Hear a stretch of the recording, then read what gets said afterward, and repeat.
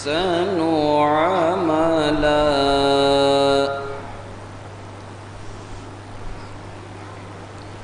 وهو العزيز الغفور الذي خلق 7 سماوات طباقا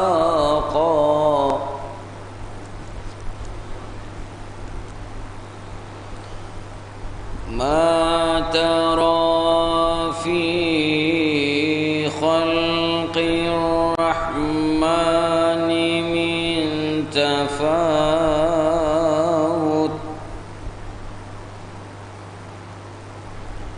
فارجع البصر هل ترى من فطور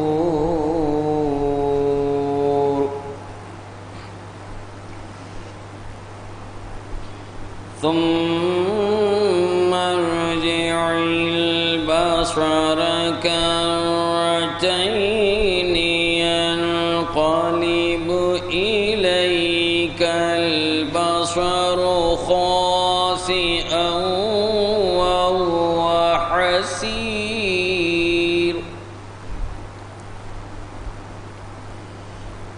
ولقد زينا السماء الدنيا بمصابيح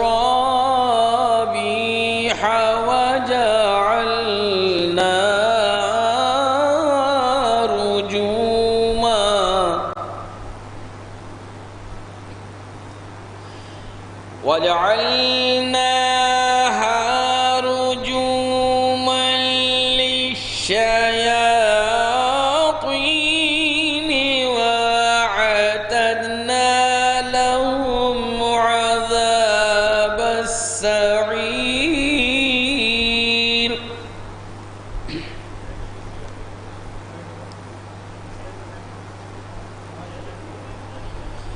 وللذين كفروا بربهم عذاب جهنم وبئس المصير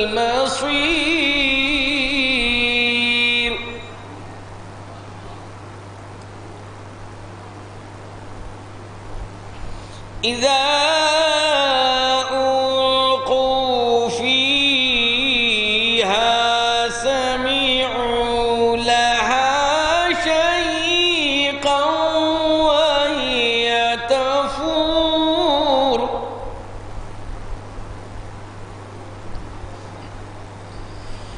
تكاد تميز من الغيظ كلما ألقي فيها فوج سألهم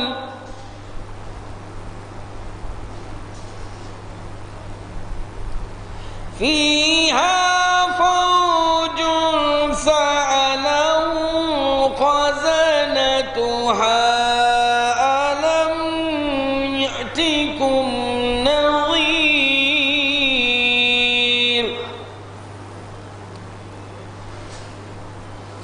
قالوا بلى قد جاءنا نظير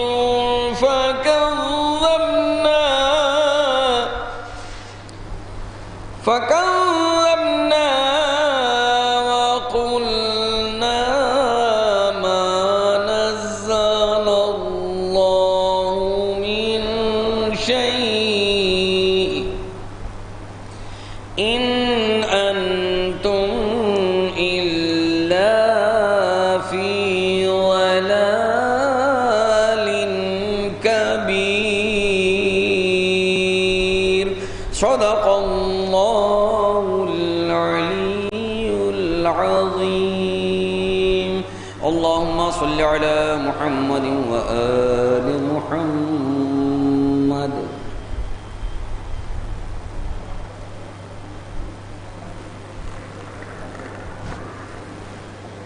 مجلس کا آغاز تلاوت کلام پاک سے قاری معصوم دین نے کیا ہے، اور مجلس کو خطاب فرمائیں گے مولانا ابو ذر عباس خان صاحب، امام جمعہ شیخ آباد۔ یہ مجلس جناب سید حسن عباس رضوی صاحب منعقد کی بعنوان مجلس چہلم۔ اب میں گزارش کرتا ہوں سرزمین دہلی سے تشریف لائے جناب محمد سخی صاحب آئیں اور سوز خوانی کے فرائض انجام دیں۔ میں ان سے گزارش کرتا ہوں ایک نعرہ صلوات۔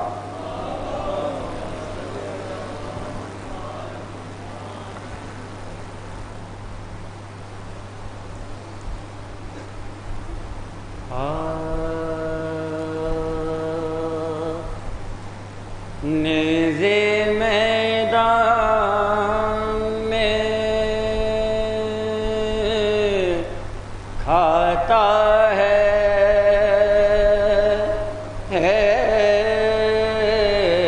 علمدار حسین،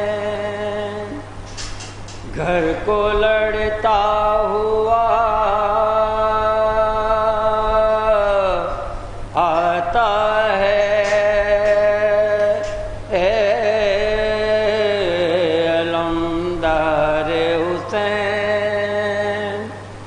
مشک پانی کی بچاتا ہے علمدار حسین، زخم سینے پا کھاتا ہے علمدار حسین، تیغ کھینچے ہوئے ہیں غول ستمگاروں کے، شیر سائے میں چلا آتا ہے تلواروں کے، نیزے میدان میں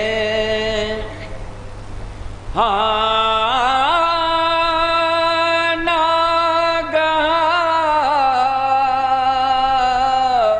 شمر پکارا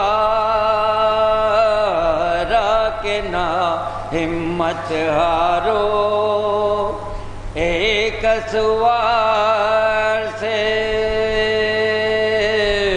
کیوں ڈرتے ہو اتنا یارو، پاس جاتے نہیں تو دور سے نیزا مارو، پیچھے پیچھے نہ ہٹو سامنے سے للکارو، بوجھ بھاری لیے سقائے حرم جاتا ہے، مفت میں ہاتھ سے ایک سبز علم جاتا ہے، نیزے میدان میں۔ درود پڑھیں بآواز بلند۔ یہ کلام میر تکلم صاحب کا ہے جو میں آپ لوگوں کے سامنے پیش کر رہا ہوں، اس کی صدا بندی میں نے کی ہے، ملاحظہ فرمائیں۔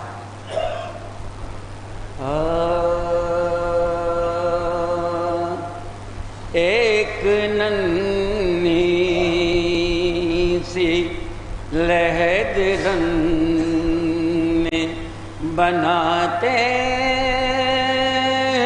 اسے،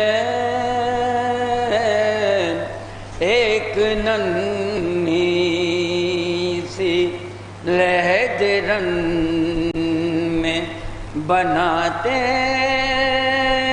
حسین، خاک میں دوسرے محسن کو چھپاتے حسین، ایک ننھی ڈالتے جاتے ہیں اصغر کے بدن پر مٹی،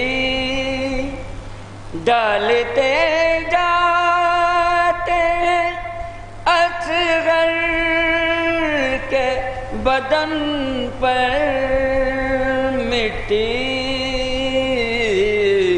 اور خیموں کی طرف دیکھتے جاتے ہیں حسین، اور خیموں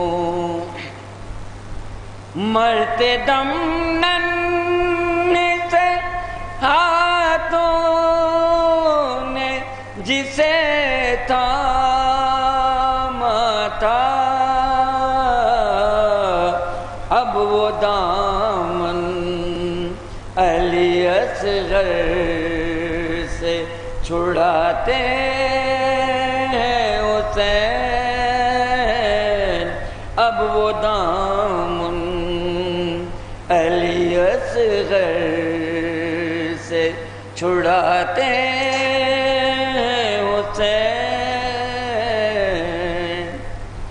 لاش حر نے کہا رومال یہ دے دو جا کر، لاش حر نے کہا رومال یہ دے دو جا کر، زخم بے شیر کا ہاتھوں سے چھپاتے ہیں حسین، زخم بے شیر کا ہاتھوں سے چھپاتے ہیں حسین۔ ڈھونڈنے آئیں گے اس لاش کو نیزہ بردار، چھپ کے بانوں سے یہ زینب کو بتاتے ہیں حسین، چھپ کے بانوں سے یہ زینب کو بتاتے ہیں حسین۔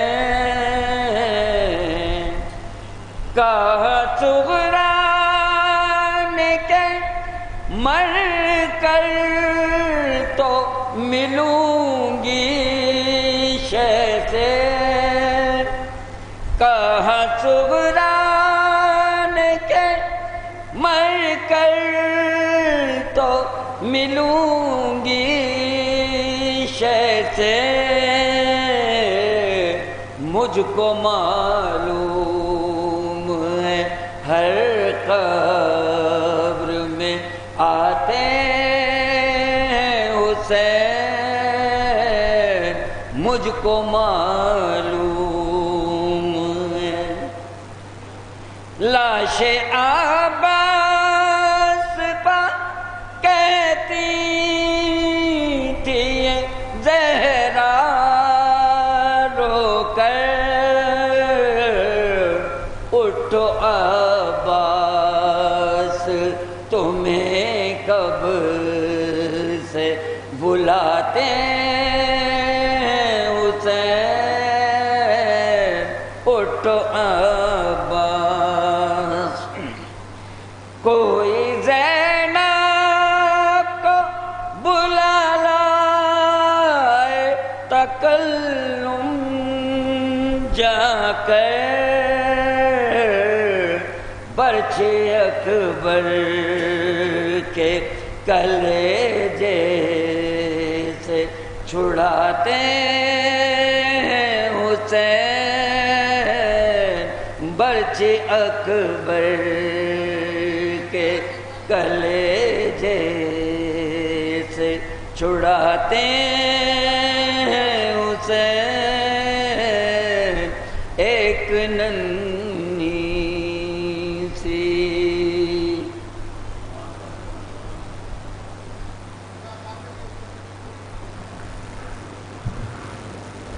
یہ تھے سرزمین دہلی سے تشریف لائے محمد سخی صاحب. اپنے مخصوص انداز میں سوزخانی کے فرائض انجام دے رہے تھے. 4 مصرے لکھنؤ کے مشہور و معروف شاعر عالی جناب سرور نواب سرور صاحب کے، اس کے بعد عدیل صلی اللہ علیہ وسلم کلام پیش کریں گے کہ چلتے جائیں گے قلم کاغذ بھی بھرتا جائے گا. سرور نواب سرور صاحب کے 4 مصرے کہ چلتے جائیں گے قلم کاغذ بھی بھرتا جائے گا، ایک حرف کربلا پھر بھی نہ لکھا جائے گا. کہ چلتے جائیں گے قلم کاغذ بھی بھرتا جائے گا، ایک حرف کربلا پھر بھی نہ لکھا جائے گا.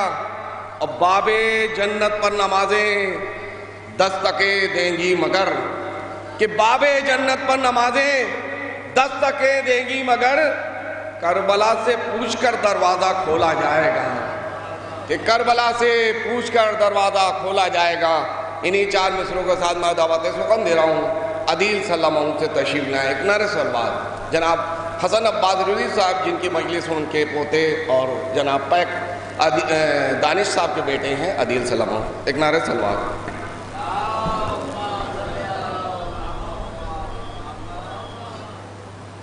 صلوات. خدمت بابل ہوائی سے ملا ہے یہ شرف، خدمت بابل ہوائی سے ملا ہے یہ شرف، جنت فردوس میں سید عباس ہیں. صلوات.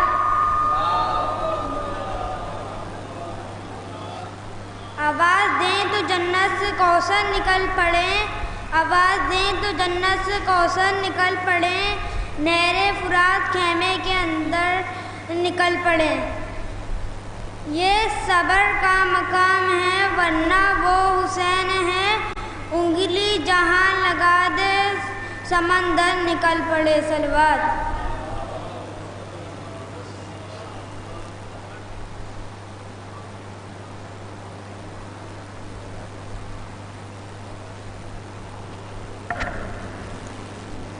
یہ تھے جناب عدیل صلی اللہ علیہ وسلم صاحب. یہ مجلس چہلم سید حسن عباس رضوی اور قمبر صاحب کی 52واں 40واں منعقد کی گئی ہے. اس مجلس کو شیخ الاسلام عالی جناب مولانا ابو ذر عباس خان صاحب امام جمعہ شکر آباد خطاب فرمائیں گے. اب میں گزارش کرتا ہوں جناب ظفر نجفی صاحب سے کہ تشریف لائیں. ایک نعرہ صلوات.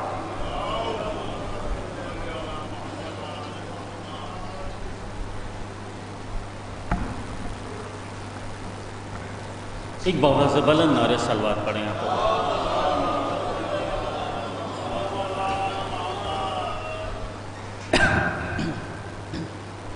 ایک اور صلوات پڑھیں.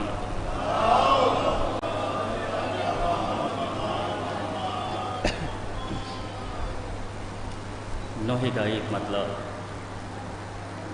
4-5 شعر حاضر کرنے کی اجازت ہے.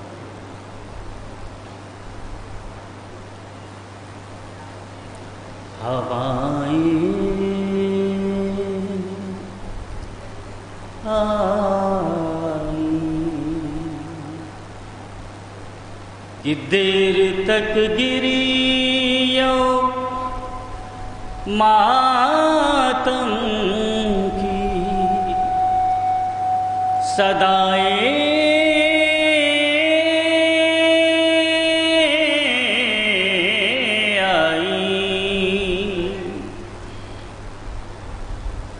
کربلا سے جو میری سمت ہوائیں آئیں کہ دیر تک گری یوں ماتم کی صدائیں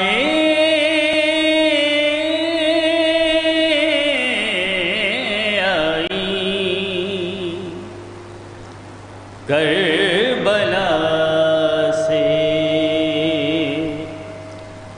جو میری سمت ہوائیں آئیں کہ مسکراتے ہوئے پھولوں نے جھکا لی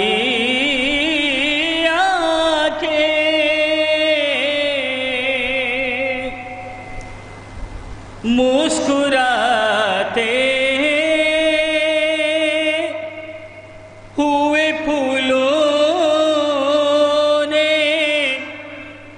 جھکا لی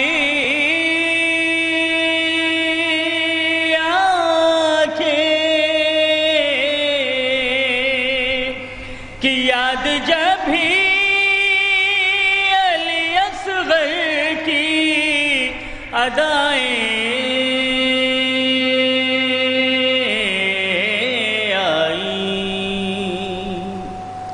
کربلا سے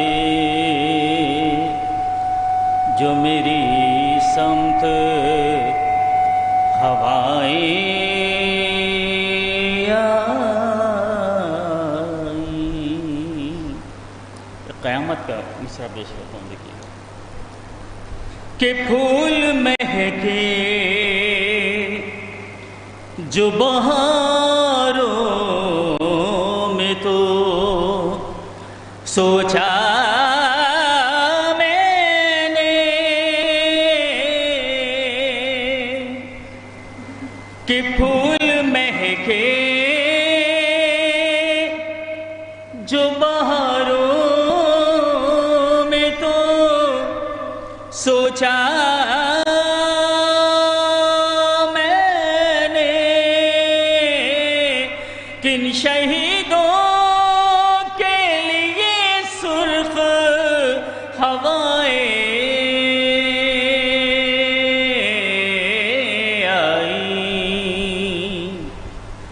کربلا سے جو میری سمت ہوائیں آئیں کہ آسمانوں سے جو ٹکرائی ہے فریاد روبا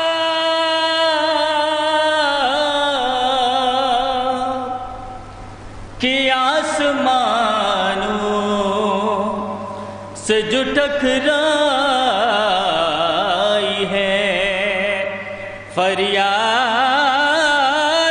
روبا قبر اصغر برسنے کو گھٹائیں آئیں کربلا سے جو میری سمت ہوائیں آئیں کہ خاک اڑتی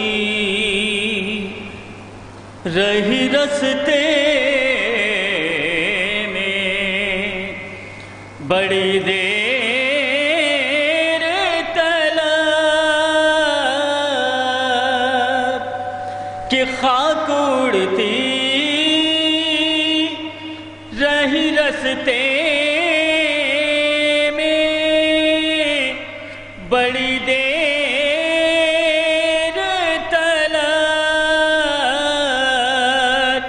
بیویوں کو جو کبھی یاد ردائیں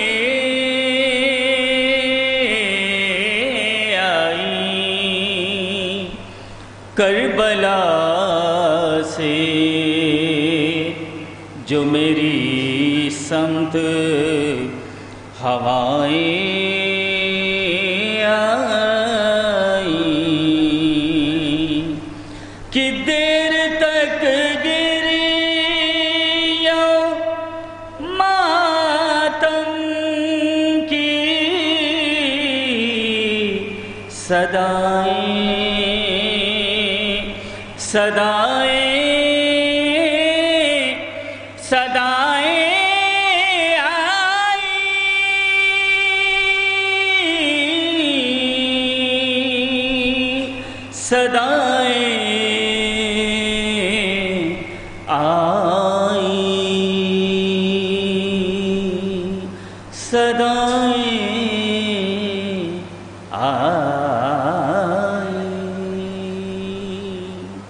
بر محمد و آل محمد صلی اللہ علیہ وسلم۔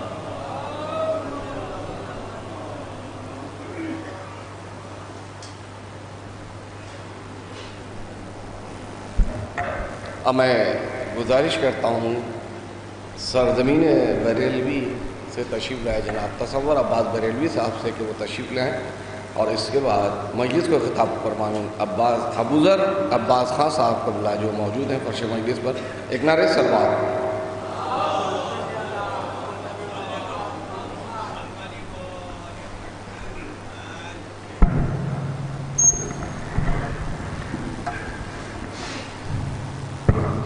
ایک اور بلند ترین سلوات ارشاد۔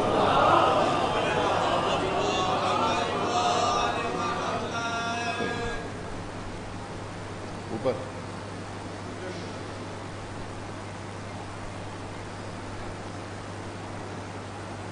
ایک اور سلوات ارشاد۔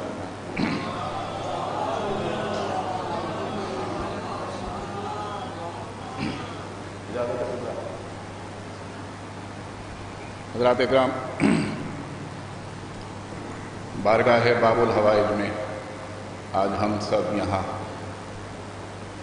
ایک ایسی شخصیت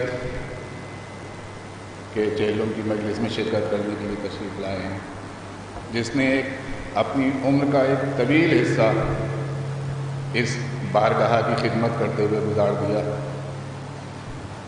جناب حسن عباس صاحب اس درگاہ کے لیے، اس علاقے کے لیے ایک ایسا نام ہے کہ جو کسی تعارف کا محتاج نہیں تھا، ہر وقت درگاہ کی خدمت کے لیے آمادہ، اور آخری وقت سے کچھ وقت پہلے جبکہ طبیعت علیل تھی، کمزوری تھی، اس کے باوجود بھی مسلسل یہ کوشش رہتی تھی کہ گھر میں نہیں رکتے تھے لیکن درگاہ ضرور تشریف لایا کرتے تھے اور یہاں کے امور کو انجام دیا کرتے تھے۔ بہرحال ان کی خدمات جو بھی اس بارگاہ کے لیے ہیں اس کا اجر یقیناً ان کو باب الحوائج کے دربار سے ملے گا۔ بہرحال ان کو اصال ثواب پہنچانے کے لیے ایک بہترین طریقہ جو ہمارے ائمہ طہار نے ہم کو بتایا ہے ذکر اہل بیت کرنا، تو اسی سلسلے سے ہم یہاں سب لوگ آج اکٹھا ہیں، تو ان کو ہی اصال ثواب کرنے کے لیے چند تھوڑا سا وقت آپ لوگوں کا لوں گا۔ ایک صلوات اور ارشاد فرمائیں۔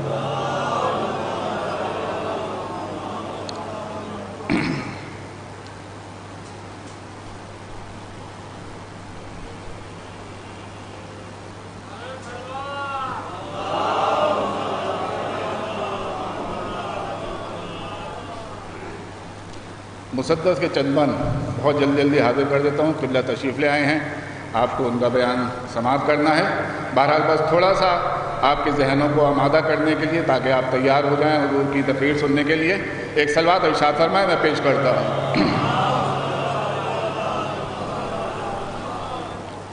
باب الحوائج کے دربار میں موجود ہیں، حضرت عباس کے حوالے سے مسدس کے چند بند پیش کرتا ہوں، سماعت کریں گے مصرع کے۔ عباس دین حق کی حفاظت کا نام ہے، عباس دین حق کی حفاظت کا نام ہے، عباس عید و فخر امامت کا نام ہے، عباس کل جہاں کی شجاعت کا نام ہے، عباس انبیاء کی عبادت کا نام ہے، عباس انبیاء کی عبادت کا نام ہے۔ بیت ملاحظہ کریں گے کہ چمکا ہے رنگ جس سے جہاں کے شباب کا، عباس ماہتاب ہے وہ بو تراب کا، چمکا ہے رنگ جس سے جہاں کے شباب کا، عباس ماہتاب ہے وہ بو تراب کا۔ بند دیکھیں گے کہ قد اس کا اس طرح سے تھا فوجوں کے درمیان، قد اس کا اس طرح سے تھا فوجوں کے درمیان، پتھر پہ جیسے پائے محمد کے ہوں نشان، اور جیسے جناب نور کا سیلاب بے کراں اور موسیٰ کی جیسے نیل پہ ہو ضربت گراں، موسیٰ کی جیسے نیل پہ ہو ضربت گراں، یوسف کا حسن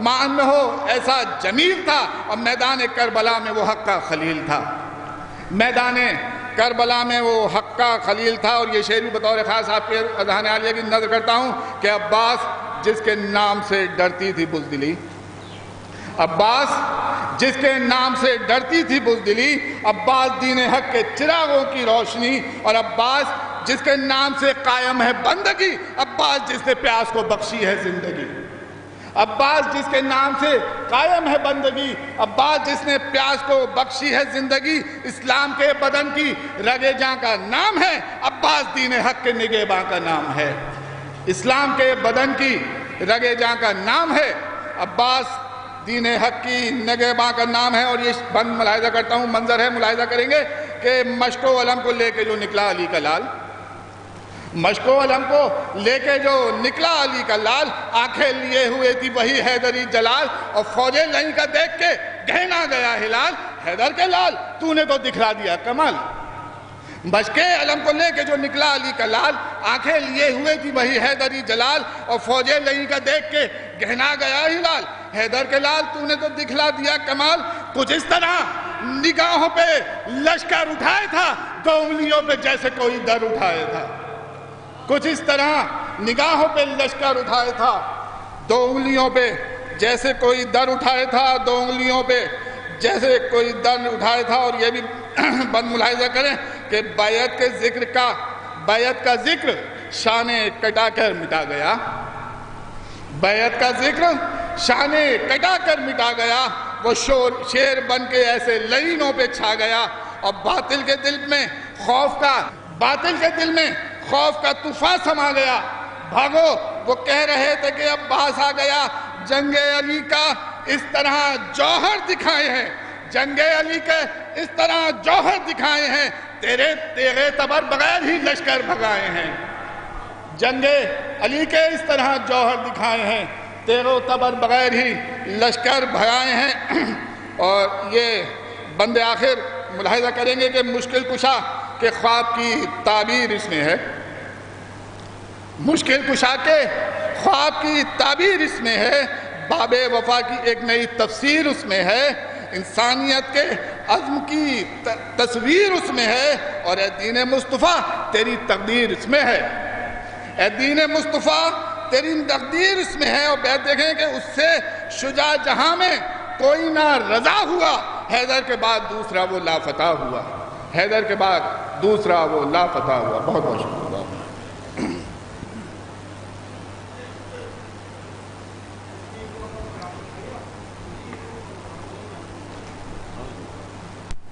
اشفاق صاحب کہاں ہیں؟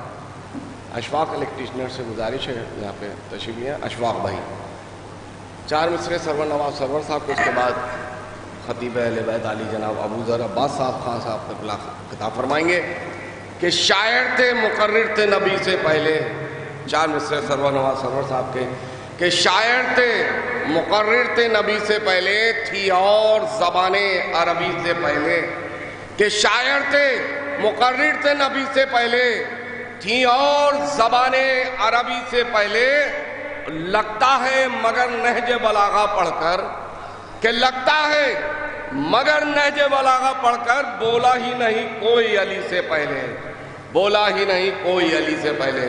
اب میں گزارش کرتا ہوں خطیب اہل بیت علی جناب مولانا ابو ذر عباس خان صاحب امام جمعہ شکوہ آباد تشریف لائیں اور مجلس کو خطاب فرمائیں۔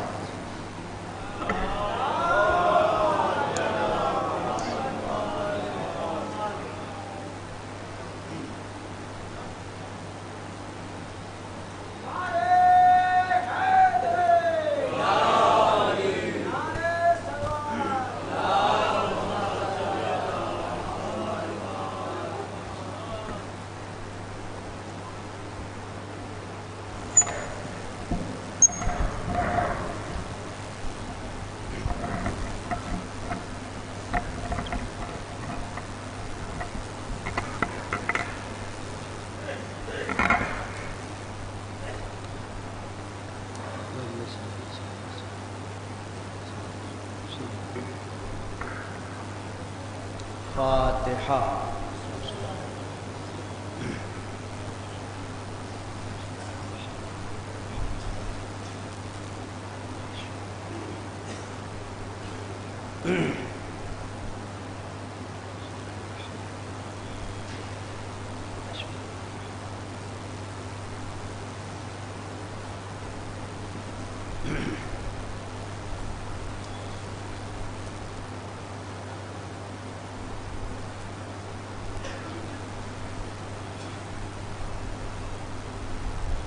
أعوذ بالله من الشيطان اللعين الرجيم.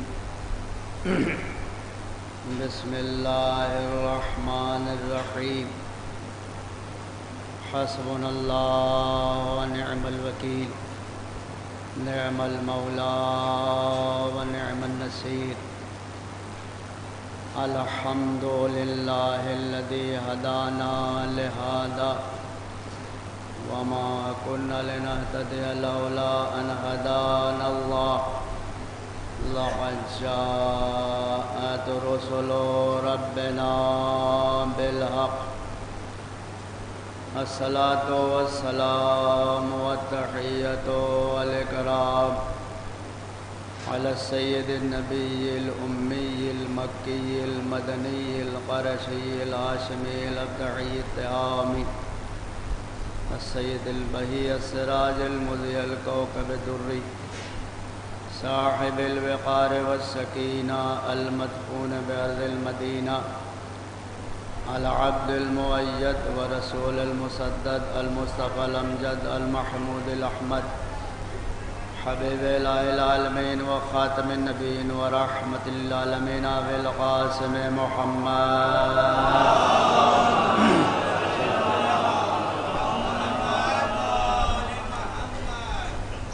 وآله الطيبين الطاهرين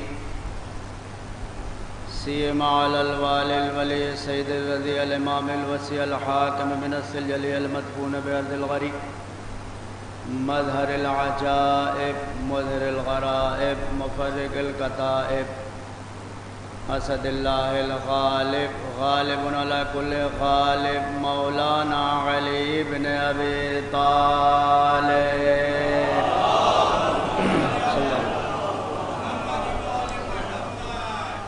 اللهم وال من والا وعاد من عادا وانصر من نصره واغضل من خذله ولعنة الدائمة الباقية على أعدائهم وغاصب حقوقهم ومنكر فضائلهم الشاكين فيهم والمنحرفين عنهم أجمعين من الآن إلى قيام يوم الدين. أما بعد فقد قال تعالى وقوله الحق.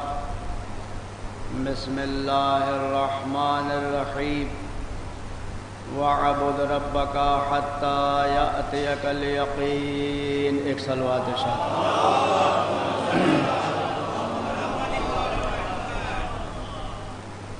آپ حضرات التماس ہے ایک مرتبہ سورہ الحمد 3 مرتبہ سورہ اخلاص کی تلاوت فرما کر مرحوم و مغفور سید حسن عباس ابن سید محمد ارتضیٰ صاحب کی روح شاد.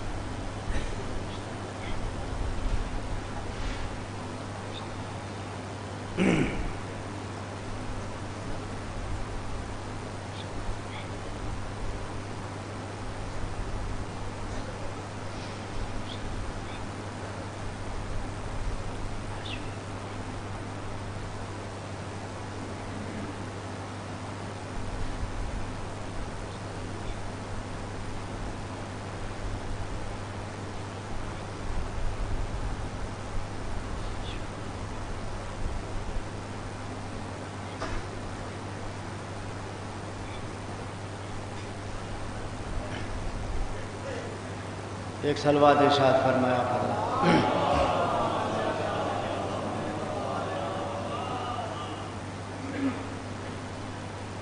عزیزان گرامی، یقیناً جن مرحوم کی ایصال ثواب کی یہ مجلس ہے، تقریباً جو ہمارے سامنے مجمع ہے سبھی ان کو جانتے ہیں کہ الحمدللہ انہوں نے لگاتار تقریباً 25 سال تک اس درگاہ کی خدمت کی اور الحمدللہ عباس علمدار کی بارگاہ میں انہوں نے زیادہ سے زیادہ ٹائم اپنا گزارا، ہمیشہ ان کی حاضری میں رہے اور انہوں نے اتنا عرصہ گزار کر کے یہاں پر یہ ثابت کر دیا کہ جب ہم نسبت کا اتنا احترام کرتے ہیں تو اصل میں عباس کا کتنا احترام ہوگا، اہل بیت علیہ السلام کا کتنا احترام ہوگا کہ انسان نسبتوں کو ہمارے پاس الحمدللہ ہندوستان میں بہت زیادہ نسبتوں کو مانا جاتا ہے، سراہا جاتا ہے، لہذا جس کی بارگاہ میں تھے امید یہی ہے کہ اتنی زیادہ خدمت کیا ہے تو عباس علمدار نے اب اپنی اصلی بارگاہ میں ان کو رکھ لیا ہوگا۔ ایک صلوات بھیجیں آپ حضرات۔ دیکھیے ہمارے علی گڑھ سے تشریف لائے ہوئے مولانا ذوالفقار صاحب پیچھے بیٹھے ہوئے ہیں، آگے ہیں سادے ڈریس میں، لیکن میں آپ کو پہچان رہا ہوں۔ ایک صلوات بھیجیں آپ حضرات۔ اور ایسے بھی ماشاءاللہ جب تک مجلس ہوگی مجمع آتا رہے گا تو اس میں ہر جگہ مجلس جو شروع ہوتی ہے، چاہے ایصال ثواب کی ہو، چاہے محرم کی ہو، یا سفر کی مجالس ہو، یا سال بھر اور مناسبات سے مجالس ہوتی رہتی ہے، بانی مجلس کی یا جو منتظم ہوتا ہے اس کی دلی خواہش کیا ہوتی ہے، یہ نہ سمجھے کہ صرف بانی مجلس کی دلی خواہش یا جو منتظم ہوتا ہے ناظم اس کی دلی خواہش، بلکہ یہ قرآن کی بھی تمنا ہے۔ جو الحمدللہ جو بہت سے ہمارے سامنے بیٹھے ہوئے ہیں مختلف مقامات پر حقیر سے مجالس کو سماعت فرما چکے ہیں، چونکہ میں مجمع دیکھ رہا ہوں، علی گڑھ سے بھی آیا ہوا ہے، آگرہ سے بھی آیا ہوا ہے، میرٹھ اور مظفر نگر سے اور بریلی سے بھی آیا ہوا ہے، اور شکوہ آباد کے تو کافی حضرات ہیں، پھر ماشاءاللہ شکوہ آباد کے جو لکھنؤ میں ہیں چہرے بہت کم نظر آتے ہیں، مجلس میں دیکھ رہا ہوں۔ ایک صلوات بھیجیں آپ حضرات۔ تو انشاءاللہ جو بھی بات ہوگی سب آیت کے ذریعے، روایت کے ذریعے، درایت کے ذریعے، چونکہ الحمدللہ جیسا کہ آج دنیا چاہتی ہے ہمارے پاس کوئی بھی بات ہوا میں نہیں ہونی چاہیے، ساری باتوں کو آیتن، روایتن، درایتن، عقلن، نقلن، سمان، منطقتن، فلسفتن ہر اعتبار سے ثابت کرنا چاہیے۔ اور ماشاءاللہ سمجھدار مجمع ہے، لکھنؤ کا مجمع ہے، تو ہم ایک اشارہ کرتے، چونکہ بہت اعراض کیا جاتا ہے، اعتراض کرتے رہتے ہیں، ایراد کرتے رہتے، ابھی آپ دیکھیے 15-20 دن کے بعد جب محرم کی تیاری ہوگی تو نہ جانے کتنے برساتی میڈک اپنے اپنے گڑھوں سے دوبارہ نکل کر کے اوپر آ جائیں گے اور ہمارے اوپر بھونک۔ ایک صلوات بھیجیں آپ حضرات۔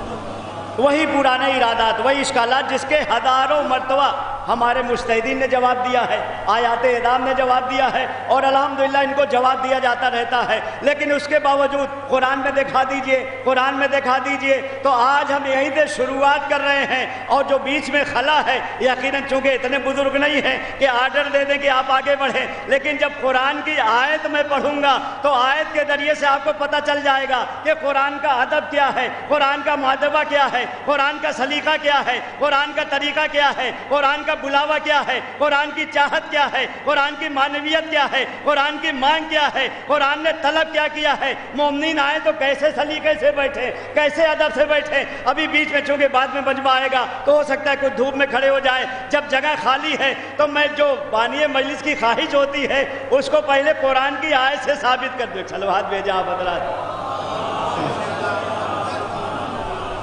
جو بھی بانی مجلس یا ناظم ہوتا ہے اس کی خواہش کیا ہوتی ہے کہ جو آئیں وہ سلیقے سے پہلے آگے بیٹھیں، پھر جو جگہ پیچھے ہے وہاں بیٹھیں، اس کے بعد جیسے جیسے جگہ ملتی چلی جائے ویسے بیٹھیں.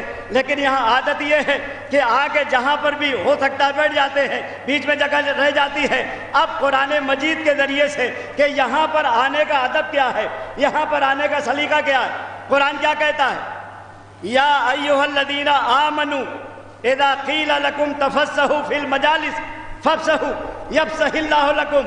اے ایمان لانے والو, جب تم کو مجلسوں میں کہا جائے کہ تھوڑا آگے بڑھاؤ تو آگے بڑھانا, اللہ تمہارے گھروں میں برکت نازل کرے گا. تمہاری اب تو سن کر کے آگے بڑھائیے, اب تو تھوڑا آگے بڑھائیے. صلوات بھیجا آپ حضرات.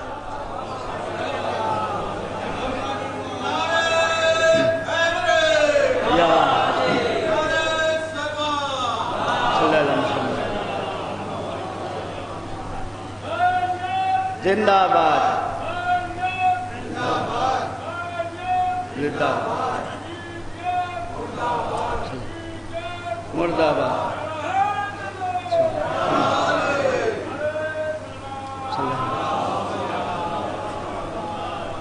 یقیناً آپ عامل قرآن ہے, قرآن پر. اچھا ماشاءاللہ, اس میں لطف کی جو بات ہے, مزے کی بات ہے, چونکہ قرآن کا کیا ذائقہ ہے, اور قرآن کا اگر ذائقہ مل رہا ہے تو سمجھ جائیے کہ آپ اللہ کے محبوب ہیں. اس لیے کہ اللہ کے محبوب کی علامت یہی ہے کہ قرآن پڑھے تو اس میں ذائقہ ملے, درگاہ میں آئے تو اس میں ذائقہ ملے, نماز میں رہیں تو اس میں لذت ملے.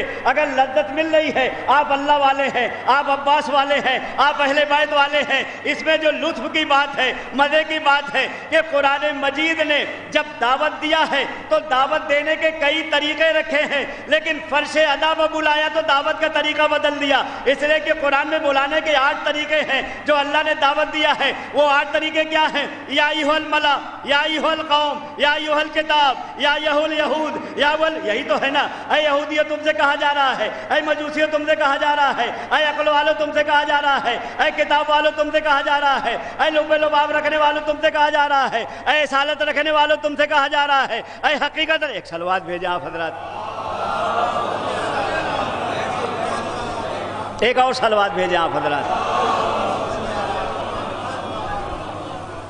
یا ایھا القوم,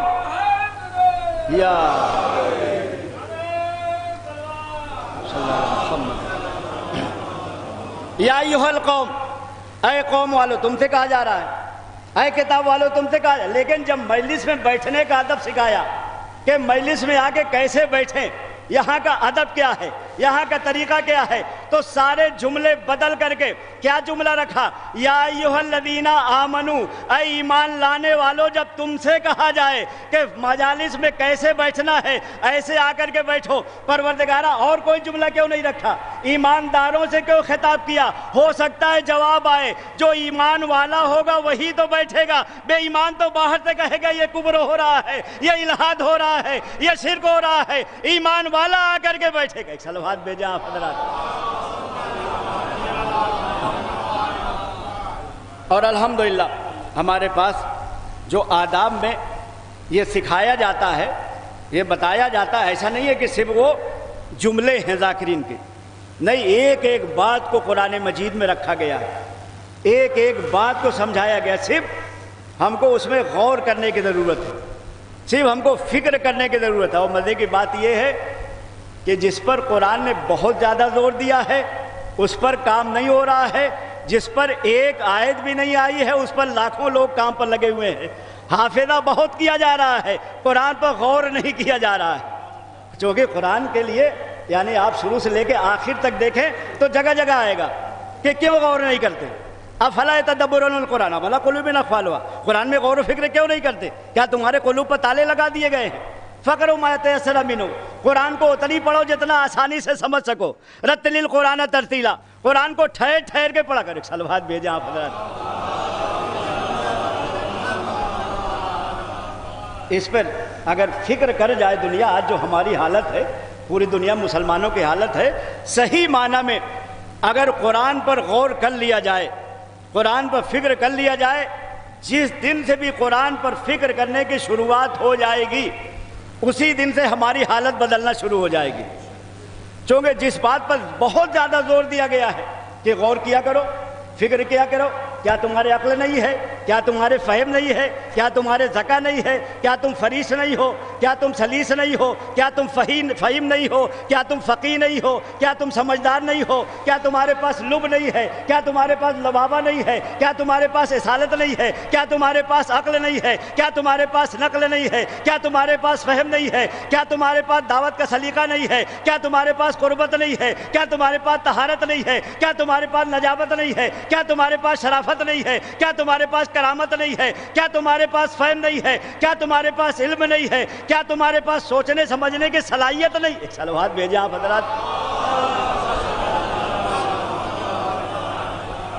یہی وجہ ہے کہ آج جن لوگوں نے قرآن پر فکر کیا ہے وہ ترقی کر رہے ہیں، دنیا میں بہت آگے بڑھ رہے ہیں، اور جو لوگ صرف قرآن کو یا رٹ رہے ہیں یا تحفیظ بنائے ہوئے ہیں یا اپنے جیب میں رکھے ہوئے ہیں یا گھر میں اتنی بلندی پر رکھے ہوئے ہیں احترام کے ہاتھ نہ پہنچے، سوائے کہ رمضان آئے تو کہیں اونچی جگہ پر کھڑے ہو کر کے اتار کے پڑھ لیں۔ ایک صلوات بھیجیں آپ حضرات۔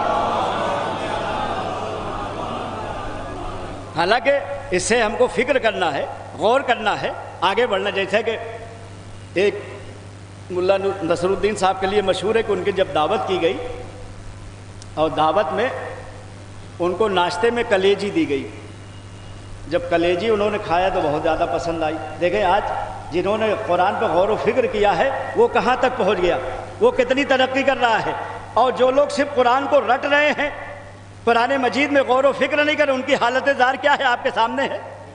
اچھا حالت زار بھی ہے، اور اگر کوئی کچھ کہہ دے بھی تو لگ بھی جاتی ہے ان کو۔ ایک صلوات بھیجیں آپ حضرات۔ تازے واقعات آپ کے سامنے، کچھ کہنا بھی نہیں چاہیے۔ ان بدو عربوں کو کوئی کچھ کہے نہ چاہے کچھ بھی کر جائے، چاہے کتنی اڈے کھول دیں۔ بہرحال وہاں پر جب دعوت ہوئی تو دعوت میں ان کو کلیجی بہت پسند آئی۔ جیسے ہی کلیجی پسند آئی کہا دیکھو بار بار تو آپ دعوت کرو گے نہیں، لہذا قلم و دعوات ہم نکالے دیتے ہیں، اس سے آپ ایک نسخہ لکھ دیجئے تاکہ ہم جائیں کلیجی خرید کر کے اپنے گھر میں بنا لیں، اور نسخہ رہے گا تو دیکھ دیکھ کر کے ہم ایسے ہی بنا لیں گے، دعوت ہو یا نہ ہو۔ بہرحال ملا نصر الدین صاحب کو پورا سب لکھ کر کے دے دیا کلیجی ایسے بنتی ہے۔ گئے قصابی کے ہاں، وہاں سے آدھا کلو کلیجی خریدا اور لے کر کے بڑے فخر سے چل رہے تھے، سائیکل پر ٹانگے ہوئے تھے کہ اب کوئی دعوت دے یا نہ دے، اب تو ہم چل کے اپنے گھر میں کلیجی بنائیں گے اور کھا لیں گے۔ اتنے میں ایک چیل آئی اور کلیجی لے اڑی۔ جب کلیجی لے اڑی تو اس سے کہتے کلیجی تو لے جا رہے، نسخہ ہمارے جیب میں ہے۔ آج کا مسلمان بھی یہی کہہ رہا ہے کہ قرآن ہمارے جیب میں ہے، ترقی انگریز کر رہے ہیں، ترقی جاپان کر رہا ہے، ترقی امریکہ، قرآن ہمارے جیب میں ہے۔ اور اب اس سے زیادہ میں مثال دے نہیں سکتا۔ ایک صلوات بھیجیں آپ حضرات۔ اللہ دیکھیے، چونکہ اشارے ثواب کی مجلس ہے، بہانے بچوں کے ہمارے پاس الحمدللہ کوئی چیز ہوا میں نہیں ہے، ہر بات کو قرآن کی آیت سے ثابت کیا جائے۔ اتفاق سے بحث یہیں سے شروع ہو رہی ہے تو دو چار آیات کی طرف جلدی جلدی، اور اس کو یاد رکھیں کہ ہمارے پاس جو چیز بھی ہے، چاہے جلوس ہو، چاہے مجلس ہو، چاہے علم ہو، چاہے تعزیہ ہو، چاہے ہماری یہ درگاہیں ہو، ہر بات کو قرآن مجید میں درج کیا گیا ہے۔ صرف صلاحیت کی ضرورت ہے، فکر کی ضرورت ہے، غور طلب بات ہے۔ ہم جتنا فکر کرتے چلے جائیں گے اتنی زیادہ معلومات ہمارے ذہن میں آتی چلی جائے گی۔ کوئی بھی بات ہم منبر سے ہوا میں نہیں کرتے، یہاں تک کہ ہمارے پاس الحمدللہ اتنی دقت نظری ہے، آپ کی دعا سے ماشاءاللہ حیدرآباد دکن بہت آنا جانا ہوتا ہے۔ حیدرآباد دکن ہم گئے، وہاں پر جانے کے بعد ہمارے ہاتھ ایک کتاب لگی، آپ دیکھیے ماشاءاللہ کتنا کام ہوا ہے، اور ہندوستان میں بالخصوص لکھنؤ میں اتنا کام ہوا ہے تعزیہ داری اور مجلس و جلوس اور امامت و ولایت پر کہ باقاعدہ ایران عراق کے مجتہدین غبطہ کرتے ہیں آپ پر۔ ایک صلوات بھیجیں آپ حضرات۔ ہم نے خود بیانات وہاں ایران میں سنے کہ یہاں سے جب انٹرویو یا یہاں پر دورہ کر کے گئے بڑے بڑے آیت اللہ لوگ، تو انہوں نے جا کر کے اقرار کیا ہے کہ ولایت پر کام اگر دیکھنا ہے تو انڈیا چلے جاؤ، امامت پر اگر صحیح معنی میں کام ہوا ہے تو ہندوستان میں جا کر کے دیکھ لو۔ تو ایک ایک بات پر کتابیں لکھی گئی، یہاں تک کہ جو کتاب میرے ہاتھ لگی اس میں ایک انگریز عورت نے زلجنا پر بحث کیا ہے، اللہ کو دیکھیے میں جتنا جملہ کہہ رہا ہوں بس اتنا ہی ذمہ دار ہوں، آپ اگر کچھ آگے سمجھ جائیں تو یہ آپ کا کام ہے، میں تو اشارہ کر کے آگے بڑھ جاؤں گا۔ ایک کتاب ہاتھ لگی جس میں لفظ ذوالجناح پر اس عورت نے، جرمن کی عورت نے 1000 صفحے پر مشتمل صرف مولا حسین کے ذوالجناح پر بحث کیا ہے کہ ذوالجناح کیسا تھا، یہ گھوڑا کیسے آیا تھا، اور ساری باتوں کو کرتے ہوئے آخر میں اس نے ثابت کیا کہ جو ذوالجناح کا گھوڑا آیا تھا رسول اللہ کی بارگاہ میں، اس کا شجرہ جا کے ملتا ہے جناب سلیمان کے استبل سے۔ اب دنیا ہم پر اعتراض نہ کرے، ماشاءاللہ ابھی پیچھے کا مجمع خاموش بیٹھا ہے، آگے والے ایک دم بیداری سن رہے ہیں، ہم پر دنیا اعتراض نہ کرے کہ صاحب انہوں نے ذوالجناح بنا لیا، یہ ذوالجناح نکالتے ہیں۔ اس عورت نے ثابت کیا کہ اس ذوالجناح کا شجرہ جا کر کے ملتا ہے جناب سلیمان کے استبل سے۔ اب ہم دنیا والوں سے کہیں گے ہم ایک گھوڑا بھی مانتے ہیں تو اس کی اصل موجود ہے، تم نے خلیفہ بنا لیا، نہ باپ کا پتہ ہے، نہ دادا کا پتہ ہے، نہ کنبے کا، نہ خاندان کا۔ ایک صلوات بھیجیں آپ حضرات۔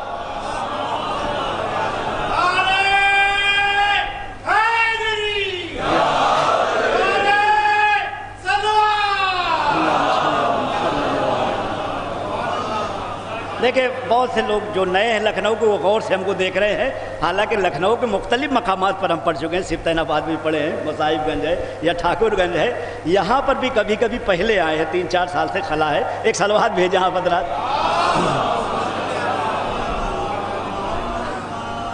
لہذا دنیا ہم پر اعتراض نہ، پہلے اپنے آپ کو دیکھے کہ اب ایک گھوڑا بھی مانتے تو غیر عورت ہے، انگریز عورت ہے، اس نے کہہ دیا کہ اس کا شجرہ جا کر کے وہاں سے ملتا ہے جناب سلیمان کے استبل سے، تو ہم نے ایک گھوڑا بھی مانا تو اس کی اصل موجود ہے، اس کی نسل موجود ہے، اس کا شجرہ موجود ہے، اس کا حسب نسب موجود ہے، اور تم نے خلیفہ بنا۔ تو خلیفہ بھی جو میں نے کہا تو آپ بہت پرانی بات پڑھنے لے جائیے، ابھی جو ایک خلیفہ بغدادی کو بنایا گیا تھا، اب بحث ہو رہی کہ یہودی تھا یا عیسائی تھا۔ ایک صلوات بھیجا آپ حضرات۔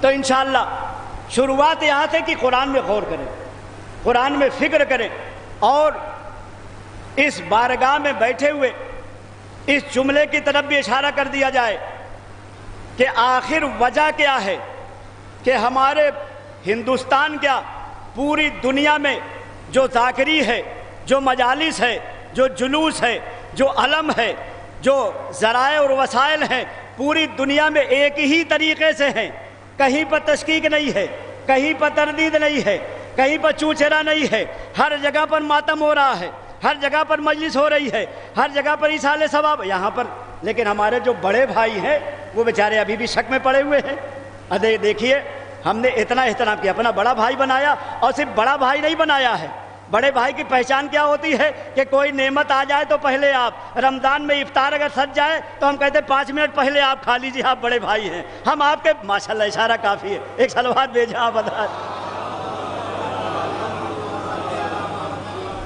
یہ سب میں بھی دیکھا جاتا ہے نا کہ پہلے آپ کھا لیجئے، اس کے بعد نماز کا معاملہ آیا تو نماز میں پہلے آپ ہی جو ہے نماز پڑھ لیجئے، ہم آپ کے پیچھے پیچھے ہیں، ہمارے بڑے بھائی ہیں، تو ابھی بھی تشکیک میں ہے، ابھی بھی تردید میں ہے۔ اس کی وجہ کیا ہے؟ ریزن، سبب کیا ہے کہ پوری دنیا میں ہمارا آیت اللہ بھی ہے، اسی راستے پر چل رہا ہے، مجتہد ہے، اسی راستے پر چل رہا ہے، عالم دورہ ہے، اسی راستے پر چل رہا ہے، عالم ہے، اسی راستے پر چل رہا ہے، فقیہ ہے، اسی راستے پر چل رہا ہے، مجتہد ہے، عالم دین جو بھی ذاکر و خطیب ہے، ہر جگہ پر ایک ہی پیٹرن ہے، ایک ہی راستہ ہے، ایک ہی طریقہ ہے، لیکن جگہ جگہ آپ چلے جائیے پوری دنیا میں، کہیں علم پر شک ہے، کہیں تعدیہ پر شک ہے، کہیں جلوس پر شک ہے، کہیں مجلس پر شک ہے، کہیں ماتم پر شک ہے، کہیں احبکا پر شک ہے، کہیں فرش ادا پر، جگہ جگہ شک کیوں ہے؟ ہمارے پاس قرآن مجید پہ اتنا زیادہ غور کیا جاتا ہے، اور کیوں غور کیا جاتا ہے؟ چونکہ قرآن نے کہا رتل القرآن ترتیلا، قرآن کو ٹھہر ٹھہر کے پڑھو، الحمدللہ جہاں ٹھہر ٹھہر کے پڑھا جاتا ہے۔ اور میں چیلنج کر کے جا رہا ہوں کہ ہمارے پاس قرآن مجید پر اتنا زیادہ غور و فکر کیا گیا ہے کہ ساری دنیا میں جتنی تفسیر ہمارے مجتہدین نے کی ہے ہمارے غیروں نے نہیں کی۔ ایک صلوات بھیجیں آپ حضرات۔ قرآن کی جتنی بڑی تفسیریں ہیں، ابھی فرصت نہیں نام لینے کا، سب ماشاءاللہ ہمارے بڑے مجتہدین نے کیا ہے۔ ایک صاحب نے ان کے بعد بھی کیا ہے، بہت لمبی تفسیر کیا ہے، کئی جلدوں میں تفسیر کیا ہے، لیکن اس کے باوجود جب اپنے استاد کو لے جا کر کے دکھایا کہ میں نے تفسیر کیا ہے اور اس میں ایک نظر ثانی فرما لیجئے، ایک دفعہ دیکھ لیجئے تو استاد نے سرسری طور پر دیکھ کر کے اوپر لکھ دیا کلو شیئن فیہا الا تفسیر، دنیا کی ہر خرافات اس میں موجود ہے لیکن تفسیر نہیں موجود۔ ماشاءاللہ اشارہ کافی ہے، علماء کرام سب ایک صلوات بھیجیں آپ حضرات۔ ایسی جو ان کا بہرحال نام ہی پڑ گیا امام المتشککین، ایک صلوات بھیجیں آپ حضرات۔ بندہ خدا نے ہر چیز پر شک کیا، یعنی جو ایک دم ثابت ہے مولا کی ولایت امامت، اس کے نیچے آیت کے نیچے لکھ دیا فیہ شک، فیہ تردد، اور جو ہے ہر مانی ہوئی بات پر جس کو جمہور نے مانا اس بندے خدا نے، لہذا ہمارے پاس مانی ہوئی تفسیر ہے، اور بہت زیادہ 100 یعنی تقریباً پورے 1400 سال سے اتنا زیادہ علماء نے غور و فکر کیا ہے کہ مکمل تفسیر جس کو کہا جائے تو ہمارے پاس موجود ہے، اور اس کے لیے ہماری دلیل ہے۔ اس لیے کہ جب ہمارے آیت اللہ اور مجتہد صاحب محمد حسین طباطبائی صاحب جب پوری تفسیر ان کی ہو گئی، 21 سال تک محنت کر لیا، تو وہ سکتے کے عالم میں آ گئے۔ ایسے مریض ہوئے کہ ان کو ڈاکٹروں نے کہا کہ آپ کو لندن جانا پڑے گا۔ لندن جب علاج کرانے کے لیے وہ گئے تو جو عیسائی ڈاکٹر تھا اس نے ان کا دماغ کھولا، اور دماغ کھولنے کے بعد کبھی کھڑا ہوتا ہے کبھی بیٹھ جاتا ہے۔ او مائی گاڈ، او مائی گاڈ۔ پوچھنے والے نے پوچھا کہ تم تو ہمیشہ آپریشن کرتے ہو اور دماغ کا آپریشن صبح سے لے کے رات تک نہ جانے 5 یا 6 کر ڈالتے ہو، یہ پہلی دفعہ کبھی اٹھ رہے ہو کبھی بیٹھ رہے ہو؟ اس نے کہا ابھی تک جتنا بھی میں نے دماغ کھولا ہے اس کی رگیں دیکھی ہے تو کسی نے 7% استعمال کیا ہے، کسی نے 4%۔ یہ ایران کا ایسا عالم دین ہے کہ پورے دماغ سے اس نے کام لیا ہے، اس کی ساری رگیں سرخ ہو گئی۔ ایک صلوات بھیجیں آپ حضرات۔ المیزان، جس کے لیے آقائے مطہری صاحب کہتے ہیں کہ اس تفسیر کو 100 سال کے بعد جو لوگ پیدا ہوں گے وہ سمجھیں گے، ابھی یہ تفسیر سمجھی نہیں جا رہی ہے۔ آیت اللہ مکارم صاحب نے 25 علماء کرام کو بٹھایا تو تھوڑا خلاصہ اسے لیے، پورا وہ بھی سمجھ نہیں پائے۔ 25 علماء کرام بیٹھے تو تفسیر نمونہ نکلا جو اسی کی مثال۔ ایک صلوات بھیجیں آپ حضرات۔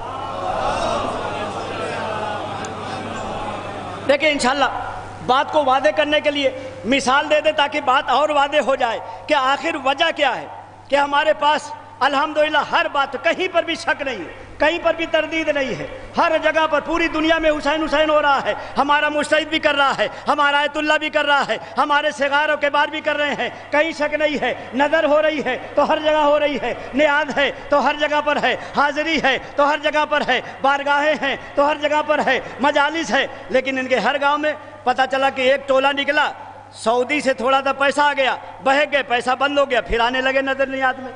آپ دیکھیں کتنے لوگ بہکے ہوئے تھے، پھر آنے لگے۔ ایک صلوات بھیجیں آپ حضرات۔ تو ہمارے پاس آخر وجہ کیا ہے اس کی میں مثال دے دوں تاکہ بات واضح ہو جائے کہ قرآن مجید نے کہا ہے کہ قرآن ٹھہر ٹھہر کے پڑھو، قرآن سوچ کے پڑھو، قرآن سمجھ کے پڑھو۔ جتنا ٹھہر ٹھہر کے پڑھتے جاؤ گے اتنی ہی ہر بات سمجھ میں آتی چلی جائے گی۔ لہذا ہمارے پاس جو تشکیک نہیں ہے، تردید نہیں ہے، اس کی مثال ایسا ہی ہے کہ دیکھیے قرآن پڑھنے کا کئی طریقہ ہے اور سفر کرنے کا بھی کئی طریقہ ہے۔ مثلا کچھ لوگ سفر کرتے ہیں راجدھانی سے، کچھ لوگ پلین سے، کچھ لوگ شتابدی سے۔ اب جو لوگ پلین سے سفر کرتے ہیں اگر وہ بامبے سے اڑیں تو بامبے سے اڑنے سے پہلے سمجھ میں آئے گا کہ ہاں اتنا بڑا لہراتا ہوا سمندر ہے جو دکھائی دے رہا ہے، 75-72 منزلہ بلڈنگیں نیچے سب دکھائی دے رہی تھی۔ لیکن جب پلین سوراج سے اڑنے لگتا ہے تو اب بلڈنگیں پتہ چلتی ہیں کہ جو اینٹ رکھی ہوئی ہے، اتنا بڑا سمندر پتہ چلتا ہے، پتلی سی نالی بہ رہی ہے۔ اچھا آپ اگر کیا نام ہے راجدھانی سے سفر کریں تو راجدھانی سے سفر کرنے میں لکھنؤ کے لکھنؤ تو ماشاءاللہ بڑا اسٹیشن ہے، لیکن لکھنؤ سے آپ دہلی جائیں تو پتہ چلا لکھنؤ کے بعد اب یہ کہاں پر ٹرین رکے گی، اگر رکی تو کانپور، ورنہ ایک دم علی گڑھ میں جا کر کے رکے گی، آگرہ میں جا کر کے رکے گی۔ تو اب بیچ کے جو اسٹیشن ہیں آپ کے کیوں سمجھ میں نہیں آ رہے ہیں؟ 140 پر چلنے والی ٹرین اگر آپ نے یہ سمجھ بھی لیا کسی اسٹیشن سے گزر رہے ہیں، ادھر نظر جمائیں گے پڑھ لیں اتنے میں 1 سیکنڈ میں آگے بڑھ گئی۔ آپ پڑھ نہیں پائیں گے، چونکہ سرعت اتنی زیادہ ہے، اتنی تیزی سے چل رہی ہے، شتابدی میں چل رہے ہیں تو 115-20 پر چل رہی ہے، اس میں بھی سمجھ میں نہیں آتا۔ لیکن جو لوگ تاج محل پیدل جاتے ہیں دیکھنے، اگر انگریز ہے، آپ لوگ جائیں گے تو 1 گھنٹے میں انڈین ہے، لیکن انگریز 6-6 گھنٹہ لگاتا ہے، 8-8 گھنٹہ لگاتا ہے، اسے پوچھے اتنا ٹائم کیوں دے رہے؟ کہا صاحب ایک ایک دروازہ ہم لکھ کے لے جاتے ہیں، یہاں سورہ یاسین ہے، یہاں سورہ رحمان ہے، یہاں بڑا گیٹ ہے، یہاں چھوٹا گیٹ ہے، یہاں مقبرہ ہے، یہاں جامع مسجد ہے، چونکہ ہم پیدل چل کے ایک ایک چیز کو دیکھ کر کے جا کے بتائیں گے، لیکن جو سرسری دیکھتے ہیں وہ تاج محل تو بتا دیں گے، اندر کیا کیا چیزیں نہیں بتا پائیں گے۔ تو یاد رکھیں، جہاں قرآن کو ٹھہر ٹھہر کے پڑھا جا رہا ہے وہاں تعزیہ بھی ہے، جلوس بھی ہے، مجلس بھی ہے، ماتم بھی ہے، عزاداری بھی ہے، علم بھی ہے۔ جہاں بڑی تیزی سے پڑھا جا رہا ہے، بسم اللہ پڑھ گئے، بے کا نقطہ سمجھ میں نہیں آیا، اہدنا الصراط المستقیم پڑھ گئے، سیدھا راستہ سمجھ میں نہیں۔ ایک صلوات بھیجا حضرات۔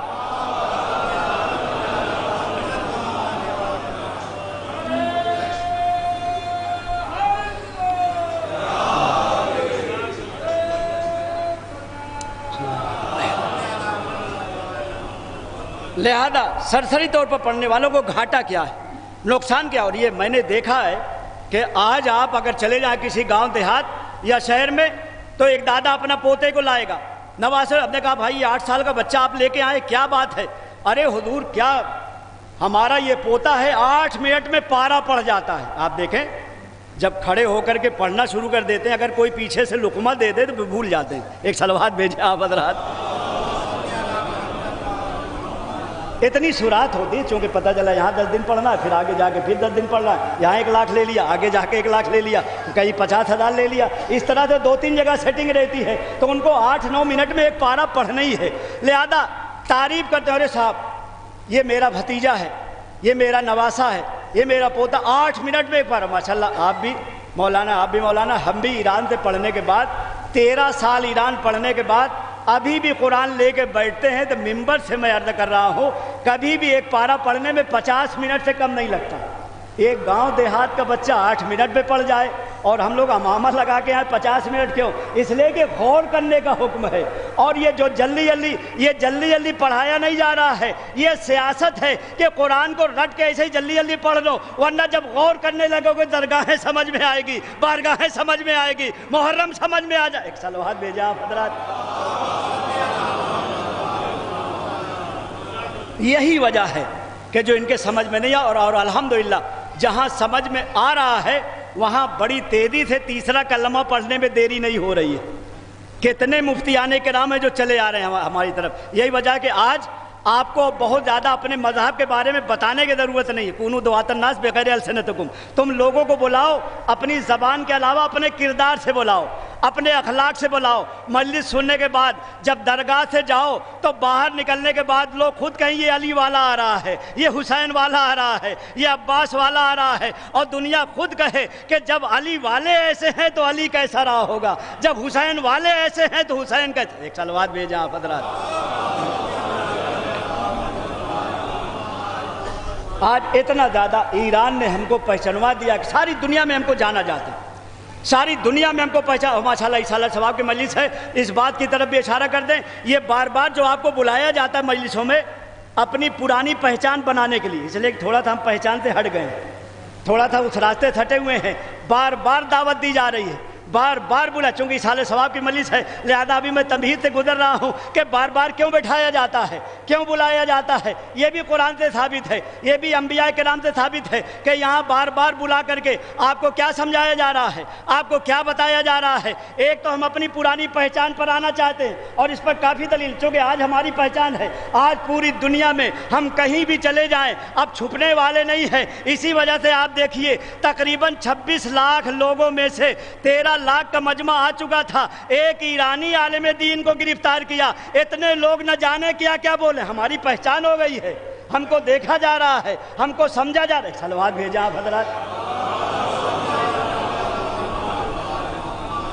آیت اللہ قاسمیان پہچانے جا رہے ہیں، دنیا جانتی بہت بڑا قاری ہے، بہت بڑا آیت اللہ ہے، بہت بڑا مجتہد ہے، پہنچا ہوا آدمی ہے، ورنہ نہ جانے کیا کیا لوگ بول رہے ہیں۔ ان سے پہلے بھی ایک فلسطینی لڑکے نے بول دیا تھا پکڑ نہیں پائے اس کو. 13-14 سال کا لڑکا, 15 سال کا لڑکا, اس نے میسج کر دیا, لیکن اس کے میسج کرنے میں ان میں ایک فرق رہا. ان کا میسج فوراً وائرل ہو گیا. اس کا فلسطین پہنچنے کے بعد اس نے ٹرمپ کے آنے کے بعد جا کر کے وہاں پر عمرہ کیا, اور عمرہ کرنے میں وہاں تک پہنچا جہاں پر یہ پیسہ لے کر کے جمع کرتے تھے. حج عمرہ کا جو پیسہ لیا جاتا ہے تو وہاں دن بھر ہٹایا نہیں جاتا ہے, شام تک ڈھیر لگ جاتا, انبار ڈالر کا اور ریال کا انبار لگ جاتا ہے. اس نے فوٹو لے لیا, اور فوٹو لینے کے بعد ایک جو ہے میسج وائرل کر دیا کہ یہ پورے سال بھر تک حج عمرے کا پیسہ جمع کرتے ہیں اور پھر ٹرم کو بھر کر کے دیتے ہیں. وہ جا کے اسلحہ خریدتا ہے, کبھی ایران پر حملہ, کبھی عراق پر حملہ, کبھی افغانستان پر حملہ, کبھی فلسطین. ایک سلوات بھیجیں آپ حضرات. باقاعدہ دکھائے کہ ٹرمپ کیسے 600 ارب ڈالر لے کر کے جانا, یہ بہت بڑی بات ہے. اس میں 50 ارب بھی ڈالر اگر دے دیا جائے تو فلسطین سنبھل جائے, چونکہ ایران یہی تو کر رہا تھا. ایران وہاں پر صرف مدد کر رہا تھا پیسے کے ذریعے, جو شام کا راستہ بند کر دیا گیا اسی وجہ سے, چونکہ ایران کی مدد پوری ادھر ہی سے آ رہی تھی, چاہے حزب اللہ کو مدد ہو یا نصر اللہ کو مدد ہو یا امنیوں کی مدد ہو یا عباسیون, حسینیون, زینبیون, سب کی مدد ایران کر رہا تھا. تو راستہ بند کرنے کے لیے, اور آپ دیکھیے یہ کس طرح سے ان کی دو صورتیں ہیں. یہ جو ہے اسی آدمی کو جس کو آ کے سینے سے لگایا ہے, 85 کروڑ ارب ڈالر کا انعام رکھا تھا اس کو مارنے کے لیے, جولانی کو, اور آج گلے سے لگانے تم نے بڑا اچھا کام کیا, ایران کا راستہ روک دیا. ایران کا ایک سلوات بھیجیں آپ حضرات. دیکھیے اشارہ کافی, چونکہ الحمدللہ سمجھدار مجمع ہے, اور میں دیکھ رہا ہوں ہمارے سامنے بہت پڑھا لکھا مجمع بیٹھا ہوا ہے الحمدللہ. لہذا اشارہ کافی ہے کہ ہم جو بار بار مجلس کر رہے ہیں اپنی پرانی پہچان یہ اشارے, ورنہ الحمدللہ ہمارے پاس کیا محرم میں مجلسیں کم ہوتی ہیں, کیا سفر میں مجلسیں کم ہوتی ہیں, کیا 8 ربیع الاول تک مجلسیں کم ہوتی ہیں, لیکن اس کے باوجود ہم ایصال ثواب کے بہانے سے سال بھر تک فرش ادب بلا رہے ہیں, دعوت دیتے رہتے ہیں. پھر قرآن مجید کی طرف جائیے, واقعہ مشہور ہے, نتیجہ لینا ہے کہ جناب ابراہیم بغیر مہمان کے کھانا نہیں, کہ دیکھیں ایک بانی مجلس ماشاءاللہ کھڑے ہوئے ہیں, تینوں بچے بھی مرحوم کے لائق ہیں, اور ایسے ہی ہونا چاہیے. کل سے میں آیا ہوں, ایسی خدمت کر رہے ہیں کہ بار بار ہم کو مرحوم یاد آتا. محرم میں جاتے تھے تو لوگ مجلسوں میں لگ جائیں, لیکن بار بار کہ آگا آپ کیسے ہیں, کوئی چیز تو آپ کو ضرورت تو نہیں. ایک سلوات بھیجیں آپ حضرات. وہی حالت میں دیکھ رہا ہوں. تو یہ بانی مجلس جو باہر کھڑا رہتا ہے مجلس کرنے کے بعد ہاتھ جوڑے, اس کے دل کی حسرت کیا ہے, اس کے دل کی خواہش کیا ہے. پھر قرآن مجید آپ دیکھیے گا, جناب ابراہیم نے جب دعوت دیا 70 افراد آئے جو کہ کافر ہیں, مشرک ہیں, کھانا کھا لیا, آذوقہ مل گیا, چونکہ آذوقہ حیات قوت لا یموت بھی ان کو دیا, وعدہ کیا تھا کھانا بھی کھلائیں گے, جو تمہاری مزدوری ہوگی وہ بھی دیں گے.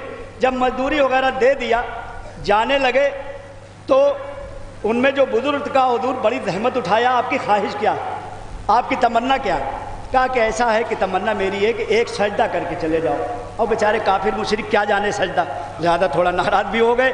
جب جانے لگے تو بزرگ نے ٹھہرا, کہا رکو رکو, پوچھ لیتے ہیں کیسے کیا جاتا ہے. پوچھ کر کے کل یہی وجہ ہے کہ ہمارے پاس حدیث میں آیا ہے, الشیخ فی بیتے کالنبی فی امتے, بزرگ اپنے گھر میں ایسا ہی ہوتا ہے جیسے ایک نبی اپنی امت میں ہوا کرتا ہے. اس نے جو ہے کہا نہیں چلو پوچھ لیتے. بہرحال جناب ابراہیم سے جب پوچھا تو ابراہیم نے کہا کہ تم ایسے ایسے سجدے میں چلے جاؤ, اپنی پیشانی کو خاک پر رکھ دو, ایسے ہاتھ ٹکا دو. جیسے ہی 70 کے 70 سب خاک پر پیشانی کو رکھتے ہیں, باہر کھڑے ہو کے کہا کہ خدایا سروں کا جھکانا میرا کام ہے, دلوں کا جھکانا تیرا کام ہے. اتنا کہنا تھا کہ سارے کے سارے مسلمان ہو گئے. اسی طرح سے ایک بانی مجلس جب اتنا مجمع آ کے بیٹھتا ہو تو ہو سکتا باہر سے کہتے ہو عباس مجمع بلانا میرا کام ہے, حسینی بنانا, مولائی بنانا, عزادار بنانا, فدائی بنانا, متقی بنانا, اللہ والا ایک سلوات بھیجیں آپ حضرات. یہ ہمارے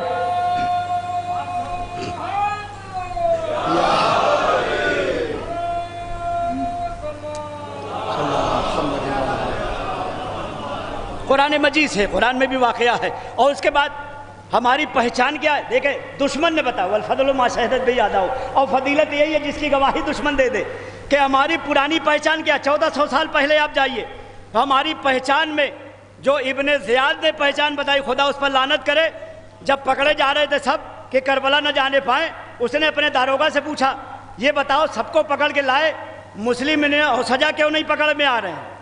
کہا کہ حضور بار بار ان کے گھر پر جا رہے ہیں، وہ تو مل ہی نہیں رہے ہیں۔ تو ابن زیاد نے کہا مجمع ہٹاؤ، سب کو ہٹاؤ، حالانکہ رات کے 12 بج رہے ہیں، ہماری پہچان بیان کر، ہماری پہچان کیا ہے؟ بار بار مجلس کیوں ہو رہی ہے؟ بار بار دعوت کی، اپنی پرانی پہچان پر آ جائیے، اپنی پرانی پہچان پر آ جائیے۔ لہذا اس نے سب کو ہٹایا۔ داروغہ نے کہا اب کوئی نہیں ہے۔ کہا حضور آپ بتائیے پتے کی بات۔ کہا پتے کی بات یہ ہے کہ تم جانتے ہو کس کو پکڑنے کے لیے جا رہے ہو؟ وہ علی والا ہے، وہ حسین۔ کہا تو معلوم ہے کہ علی والا ہے، حسین والا ہے۔ کہا 12 بجے رات میں کبھی بھی ان کے گھر پر نہ جانا، چونکہ علی والا ہے، یا نماز شب میں ملے گا یا مسجد میں ملے گا۔ علی والوں کی پہچان یہی ہے کہ ہم پلٹنا چاہتے ہیں، ہماری وہی پہچان ہو جائے۔ دشمن بتا رہا ہے علی والا ہے تو اپنے گھر میں بیٹھا نہیں ملے گا، یا مسجد میں ملے گا یا نماز شب میں ملے گا۔ صلوات بھیجیں آپ حضرات۔ اللہ اکبر۔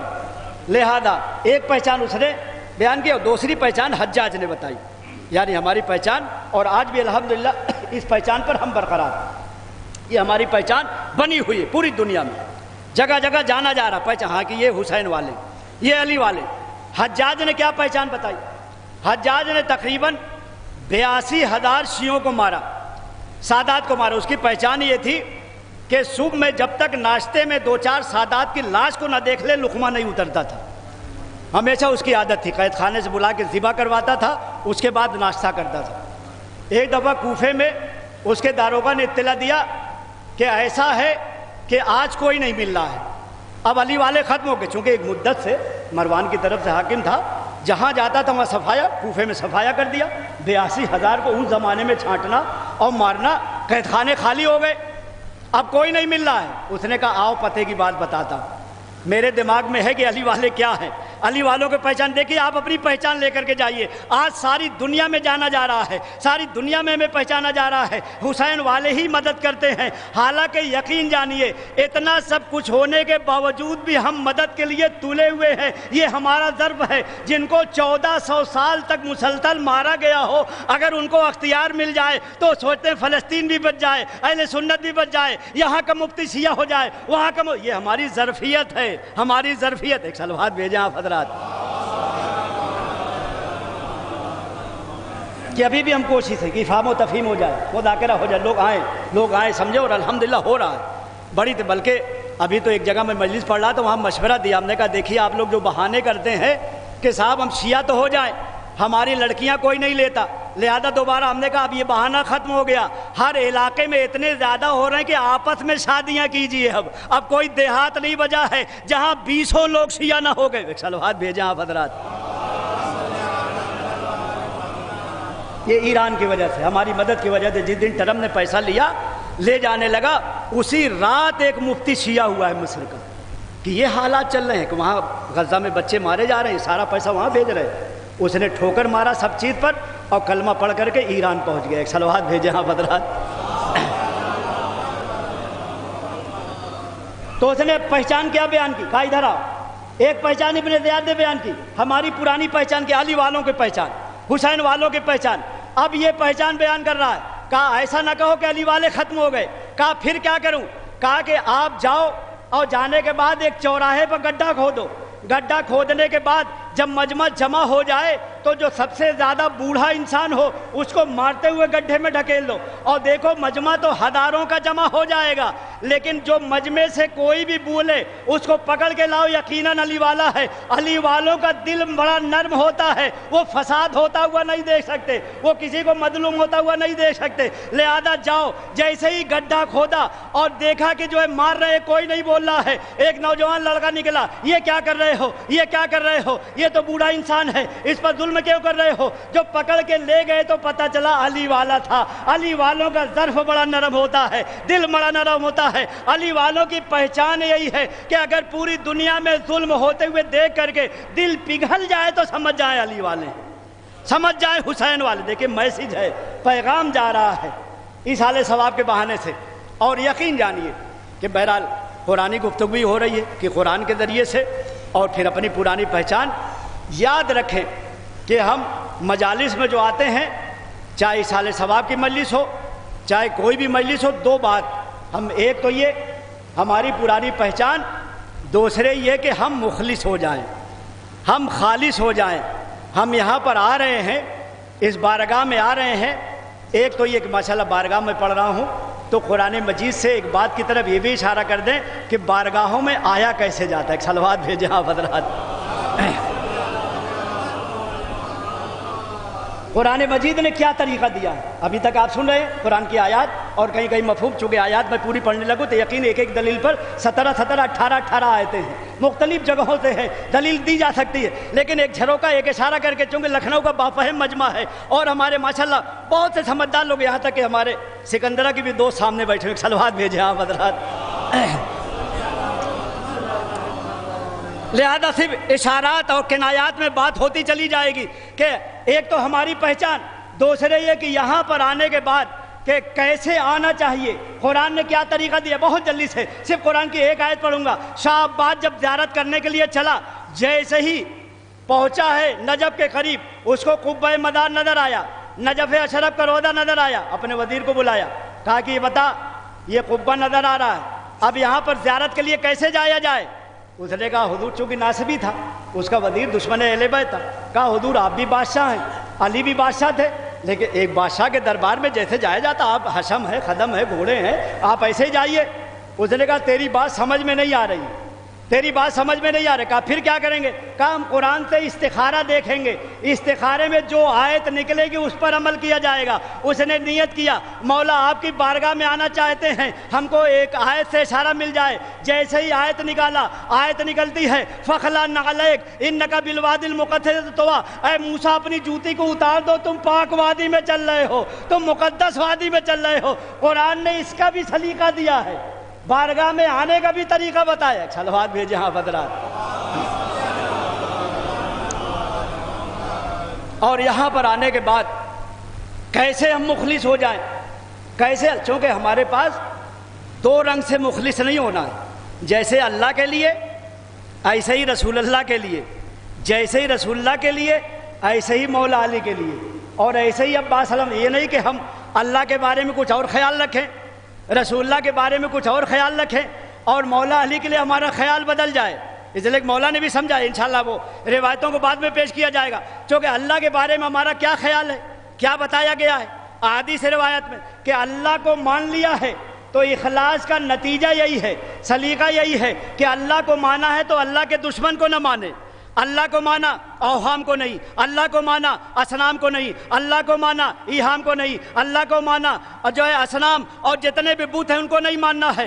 اللہ کو مانا ابلیس کو نہیں، اللہ کو مانا کافر کو نہیں، اللہ کو مانا مشرک کو نہیں ماننا ہے. اللہ کو مانا تو سورج کو نہیں ماننا ہے، چاند کو نہیں ماننا ہے، ستارے کو نہیں ماننا ہے، سیارے کو نہیں ماننا ہے، چرندوں پرندوں درندوں ہزاروں اسماروں بہوروں طیوروں ملکوں فلکوں کائناتوں نباتاتوں جناتوں انسانوں عرشوں فرشوں خلائقوں ملائکوں عرشوں کرسی. ایک صلوات بھیجاں حضرات.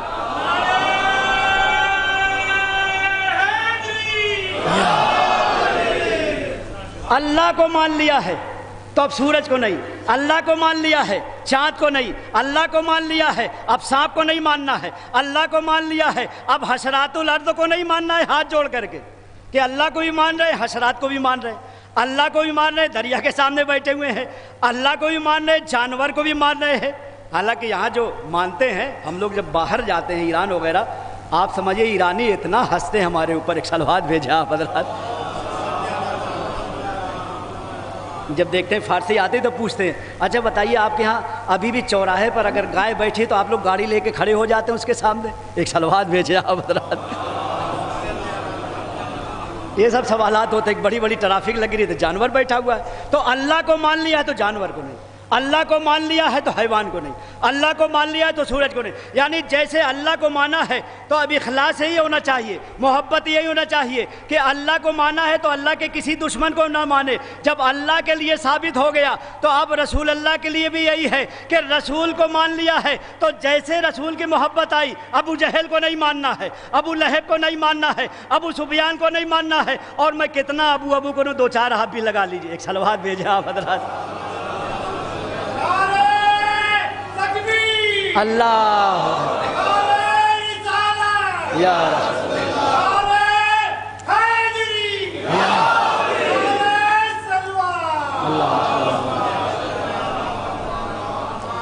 اللہ اکبر. یعنی رسول اللہ کو مان لیا ہے تو اب رسول اللہ کی محبت کا تقاضا یہ ہے کہ ابو جہل کو چھوڑیں، ابو لہب کو چھوڑیں، ابو سفیان کو چھوڑیں، عتبہ کو چھوڑیں، شیبہ کو چھوڑیں، کافر کو چھوڑیں، مشرک کو چھوڑیں، ملید کو چھوڑیں، زندیق کو چھوڑیں، منافق کو چھوڑیں، دشمنان اہل بیت کو چھوڑیں۔ یعنی رسول اللہ کو مان لیا ہے تو اب دشمن کو نہیں ماننا ہے۔ تو جیسے اللہ کے لیے ثابت ہے ایسے ہی رسول اللہ کے لیے ثابت ہے۔ تو جب دونوں کے لیے ثابت ہو گیا تو علی کے لیے دو کشتی میں سوار ہونے کی ضرورت نہیں ہے، علی کو ماننا ہے تو علی کے دشمن کو چھوڑنا ہے، پہلے منافق کو، دوسرے منافق کو، تیسرے منافق۔ ایک صلوات بھیجا آپ حضرات۔ یا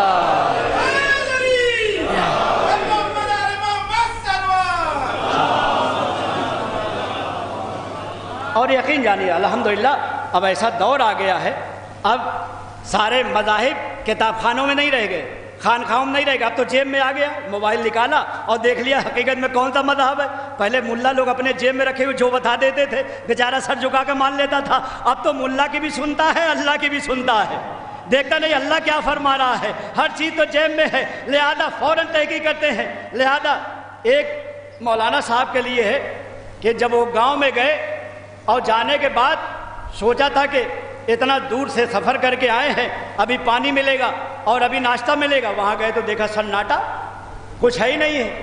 بہرحال بڑی دیر کے بعد کچھ نوجوان آئے، کہا حضور آپ کو میں پانی پوچھتا، یعنی آج جو مسئلہ پوچھتے ہیں نا، ہم سے بھی یہ سوال ہوتا ہے ٹرین وغیرہ میں کافی کہ صاحب آپ لوگ تو اتنا علی علی کرتے ہیں، لیکن ہم لوگ پتہ نہیں کیا مجبور ہیں کہ علی کا نام لیتے ہیں تو دشمن کا بھی ذہن میں آ جاتا ہے، وہ محبت نہیں آ رہی ہے جو آپ کے پاس ہے، وہ محبت نہیں کیوں نہیں آ رہی ہے، اس کی وجہ ماشاءاللہ کئی وجوہات آپ سماعت فرمائے ہیں، اس بات کی طرف اشارہ کر دیا جائے۔ ملا جی انتظار میں پانی ملے، بہرحال نوجوانوں نے آ کر کہا حضور ابھی آپ کو پانی نہیں پلا سکتے۔ کہا کیا بات ہے، کیوں پانی نہیں پلا سکتے؟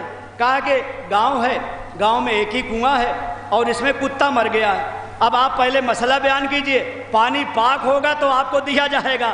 انہوں نے کہا کوئی بات نہیں، تراؤ کر لو۔ لما کی بحث ہے کہ چار لوگ مل کر کے دو پہلے محنت کریں، دو بیٹھے رہیں، پھر دو محنت، اس کو تراؤ بولتے ہیں، ڈول سے نکالتے رہیں۔ کہا 40 ڈول نکال دو پانی، اس کے بعد پاک ہو جائے گا۔ بہرحال جیسے ہی 40 ڈول نکالا، اب ہمت نہیں پڑ رہی کہ مولانا صاحب کے سامنے پانی لے کے ہو جائے، کون لے کر کے جائے۔ ایک بوڑھے آدمی نے مشورہ دیا کہ ابھی نہ پیو، مولانا صاحب کو پلاؤ، اگر پی لیا تو سمجھو کہ 40 ڈول ہو گیا ہے، پاک ہو گیا ہے۔ اب جیسے ہی لے جا کر کے پانی دیا تو یہ غصے میں آ گئے، کہا ایک تو صبح سے لے کے بیٹھا ہوں، 12 گھنٹہ ہو گئے پانی نہیں پوچھا، اور اب پانی لائے تو نجس لے کر کے آئے۔ چونکہ چشمہ اٹھا کے دیکھا، پرانے آدمی تھے، موٹا چشمہ دیکھا کہ کتے کا بال نظر آ رہا ہے۔ کہا حضور آپ نے تو بتا دیا تھا کہ 40 ڈول نکال تو پاک ہو جائے گا، کہا یہ بتاؤ کتا نکالا تھا کہ نہیں؟ کہا کتا تو نکالنا بھول گئے۔ کہا 40 نہیں 400 ڈول بھی نکالو، پانی پاک ہونے والا نہیں ہے۔ تو جس کے دل میں علی کے بغض کا کتا بیٹھا ہوا ہے، پہلے کتے کو نکالو، دوسرے کتے کو نکالو، تیسرے کو، تب علی کی محبت آئے گی، تب علی کی محبت۔ ایک صلوات بھیجیں آپ حضرات۔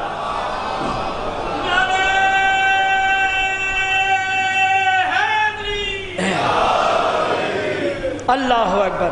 پہلے کفر کا کتا نکالو، پہلے شرک کا کتا نکالو، پہلے منافقت کا کتا نکالو۔ علی کی محبت ہے، علی کی ولایت ہے، ایسے آنے والی نہیں ہے۔ اور علی کی ولایت، علی کی محبت ایسا نہیں، چونکہ ماشاءاللہ لکھنؤ میں پڑھ رہا ہوں تو ایک محاورہ آپ ہی کے درمیان کا محاورہ آپ ہی پر صرف کر دیا جائے۔ صلوات بھیجے آپ حضرات۔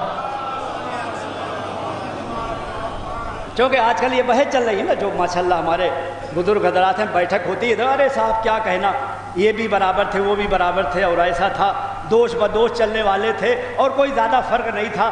علی اور صحابہ میں جو ہے کوئی فرق نہیں تھا، جیسے صحابہ ایسے ہی علی۔ یہ ساری باتیں آج ہو رہی ہیں، یاد رکھیں، چونکہ آنکھوں دیکھا حال ہے، میں جا کر کے دیکھ کے آیا ہوں۔ مدینے میں ابھی وہ جگہ موجود ہے جہاں پر ذوالفقار نازل ہوئی تھی، وہ نشان بنا دیا گیا ہے۔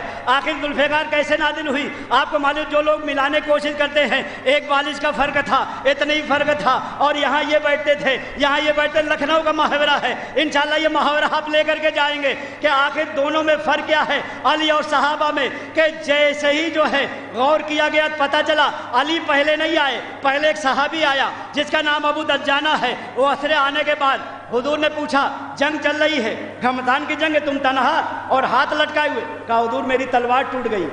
میری تلوار ٹوٹ گئی ہے، اگر آپ تلوار عنایت فرما دیں میں پھر سے جاؤں۔ جیسے ہی رسول اللہ سے کہا، رسالت مآب اپنے رہوار سے نیچے جھکتے ہیں، اور جھکنے کے بعد آپ نے ایک ٹہنی اٹھائی کھجور کی، کہا ابو دجانہ جاؤ، یہ کام کرے گی کھجور کا۔ اب جو انہوں نے چلانا شروع کیا، دیکھا یقیناً یہ کھجور نہیں تو تلوار ہو چکی ہے، ایسے ہی کاٹ ہے، ایسے ہی مارے جیسے تلوار کی۔ ابھی آگے بڑھے تھے، اتنے میں مولا کائنات آ گئے۔ اب جو مولا کائنات نے آ کے بیان کیا، حضور میری بھی تلوار ٹوٹ گئی ہے، اب ہماری طرف دیکھیے۔ صحابی آیا تھا تو نیچے کی طرف دیکھ رہے تھے، اب علی آیا تو امامہ سنبھالا، اوپر دیکھنا شروع کیا، یا رسول اللہ اوپر کیا دیکھ رہے ہیں؟ صحابی آیا تو نیچے دیکھ رہے تھے۔ ہو سکتا ہے جواب دے، نادان تجھے نہیں معلوم، جہاں کا فوجی ہوتا ہے اسلحہ وہیں سے دیا جاتا ہے، صحابی یہاں کا رہنے والا ہے، علی وہاں سے میرے ساتھ آیا ہے۔ اتنے میں دیکھا لا فتح الا علی، لا سیف الا ذوالفقار، علی علی علی علی ہو رہا ہے۔ ایک صلوات بھیجا آپ حضرات۔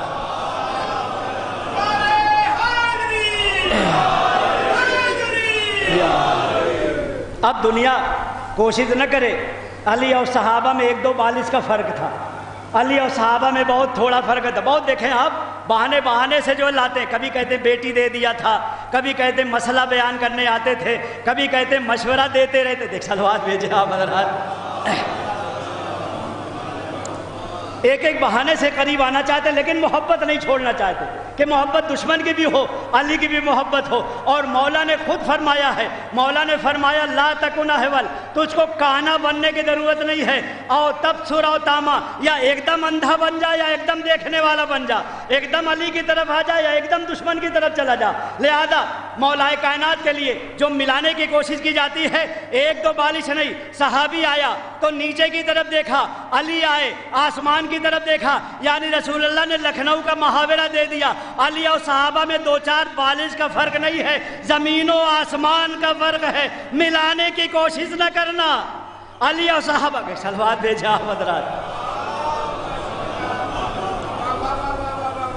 لہذا دنیا نے یقیناً بڑے بڑے ولی بنائے، اور آج کل یہ حالانکہ قرآن کے ذریعے سے آپ پڑھیں، پھر قرآن پر بات آ گئی کہ قرآن میں 3 ہی ولی ہیں، بقیہ آپ پیر کہہ لیجئے، آپ فقیر کہہ لیجئے، آپ ابدال کہہ لیجئے، آپ محب کہہ لیجئے، آپ خانخواہی کہہ لیجئے، لیکن ولی کا درجہ کس کا ہے؟ 3 درجہ ہے۔ انما ولیکم اللہ ورسولہ والذین آمنوا الذین یقیمون الصلاۃ ویؤتون الزکاۃ وہم راکعون۔ تمہارا ولی اللہ ہے، تمہارا ولی اس کا رسول ہے، تمہارا ولی وہ ہے جس نے حالت رکوع میں زکوٰۃ دیا ہے، مولا متقیان۔ لیکن اب گلی گلی ولی بنا رہے ہیں۔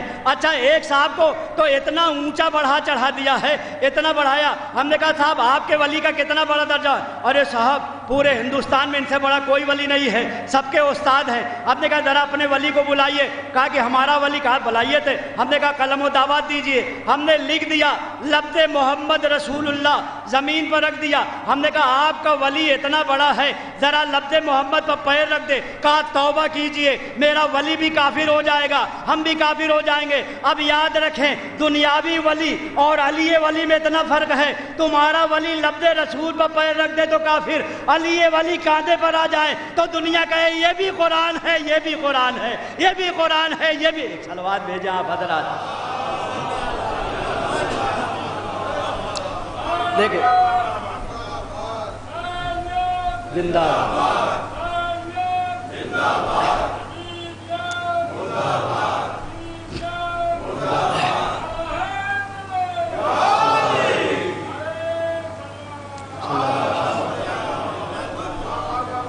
بہت زمانے کے بعد لکھنؤ پڑھ رہا ہوں، لہذا میں تمہید سے گزرتا ہوا بہرحال، لیکن جو ٹائم ہے انشاءاللہ اسے چونکہ جا کے آگے بھی مجلس پڑھنا ہے، سفر بھی کرنا ہے، لہذا انشاءاللہ وعدہ ہے جو موضوع میں بنانا چاہ رہا تھا اس پر بھی قرآن کی آیات سے تقریباً 33 آیتیں تھیں جس کا ترجمہ کرتا اور نتیجہ دے کر کے جاتا، لیکن میں نہیں پہنچ پا رہا ہوں۔ یاد رکھیں ملانے کی کوشش نہ کریں، اور ساری چیزیں جیسا کہ جہاں تک میں لے کے چلا تھا سب قرآن کے حوالے ہیں، سب قرآن میں موجود ہے، کوئی ایسی چیز نہیں ہے جو قرآن میں موجود نہ ہو۔ غور کرنے کی ضرورت ہے، فکر کرنے کی ضرورت ہے۔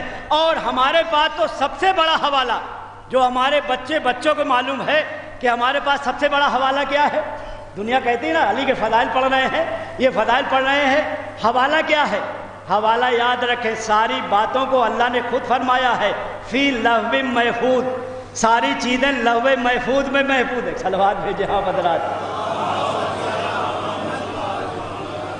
ساری چیزیں لوح محفوظ میں محفوظ ہے، ہر چیز کو اللہ تعالیٰ نے اپنے پاس رکھا ہے، کوئی ایسی چیز نہیں ہے۔ اب لوح محفوظ کو ہم کیسے سمجھیں کہ سارے حوالے وہاں پر ہیں، ہر چیز کی اصل وہاں پر ہے، ہر چیز کی حقیقت وہاں پر ہے، ہم کیسے کیا زمین کے نیچے چلے جائیں سمجھنے کے لیے، فوقس سرا چلے جائیں، پہلے آسمان پر گئے، دوسرے آسمان پر گئے، تیسرے آسمان پر گئے، چوتھے آسمان پر گئے، پانچویں آسمان پر گئے، چھٹے آسمان پر گئے، ساتویں آسمان پر گئے، ملائے اعلیٰ پر گئے، سدرۃ المنتہا پر گئے، قاب قوسین پر گئے اور ادنا کی منزل میں چلے گئے، آخر کہاں پر جائیں تلاش کرنے کے لیے؟ ہمارا لاکھوں سلام، ہمارا رسول جواب دے گا۔ اور بات آ گئی تو جملے کی طرف بھی عرض کر دیا جائے، چونکہ قرآنی فکر ہے، لہذا آج ہمارا نوجوان تھوڑا سائنس کو دیکھ کے گھبرا جاتا ہے کہ سائنس اتنی ترقی کر گئی، سائنس اتنی ترقی، یاد رکھیں سائنس کتنی ہی ترقی کر لے ابھی بھی ہمارا مقابلہ ناممکن ہے۔ آپ کہیں گے کیوں؟ اس لیے کہ جب رسول کو بلایا اپنی بارگاہ میں، نہ پہلے آسمان پر نہ دوسرے آسمان پر، بلکہ جہاں پر انتہا ہو گئی وہاں پر فرمایا اے میرے حبیب نالین کے ساتھ آ جاؤ، اے میرے حبیب جوتیوں کے ساتھ آ جاؤ۔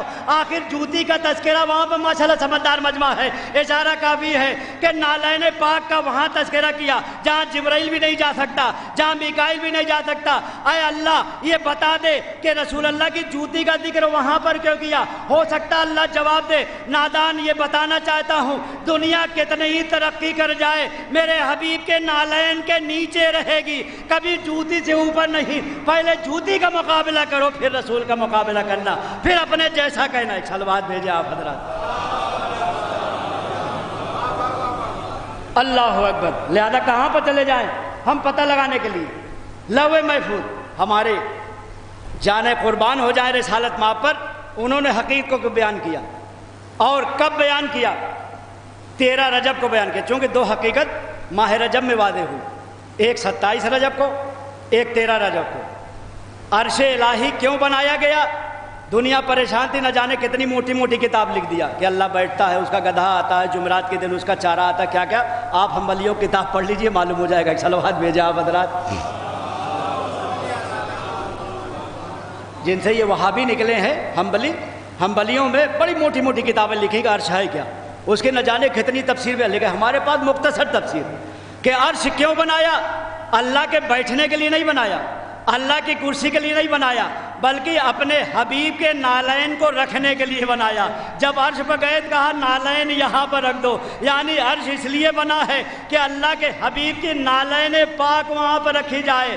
اور 13 رجب کو ایک مسئلہ رسول اللہ نے ایسے حل کیا کہ دنیا تلاش کرنے نہ جائے کہ ساری چیزیں لوح محفوظ میں۔ تکبیر کہاں سے؟ لوح محفوظ سے۔ تمجید کہاں سے؟ لوح محفوظ سے۔ قرآن کہاں سے؟ لوح محفوظ سے۔ انجیل کہاں سے؟ لوح محفوظ سے۔ توریت کہاں سے؟ لوح محفوظ سے۔ سلام کہاں سے؟ لوح محفوظ سے۔ کلام کہاں سے؟ لوح محفوظ سے۔ عبادت کہاں سے؟ لوح محفوظ سے۔ طریقت کہاں سے؟ لوح محفوظ سے۔ سنت کہاں سے؟ لوح محفوظ سے۔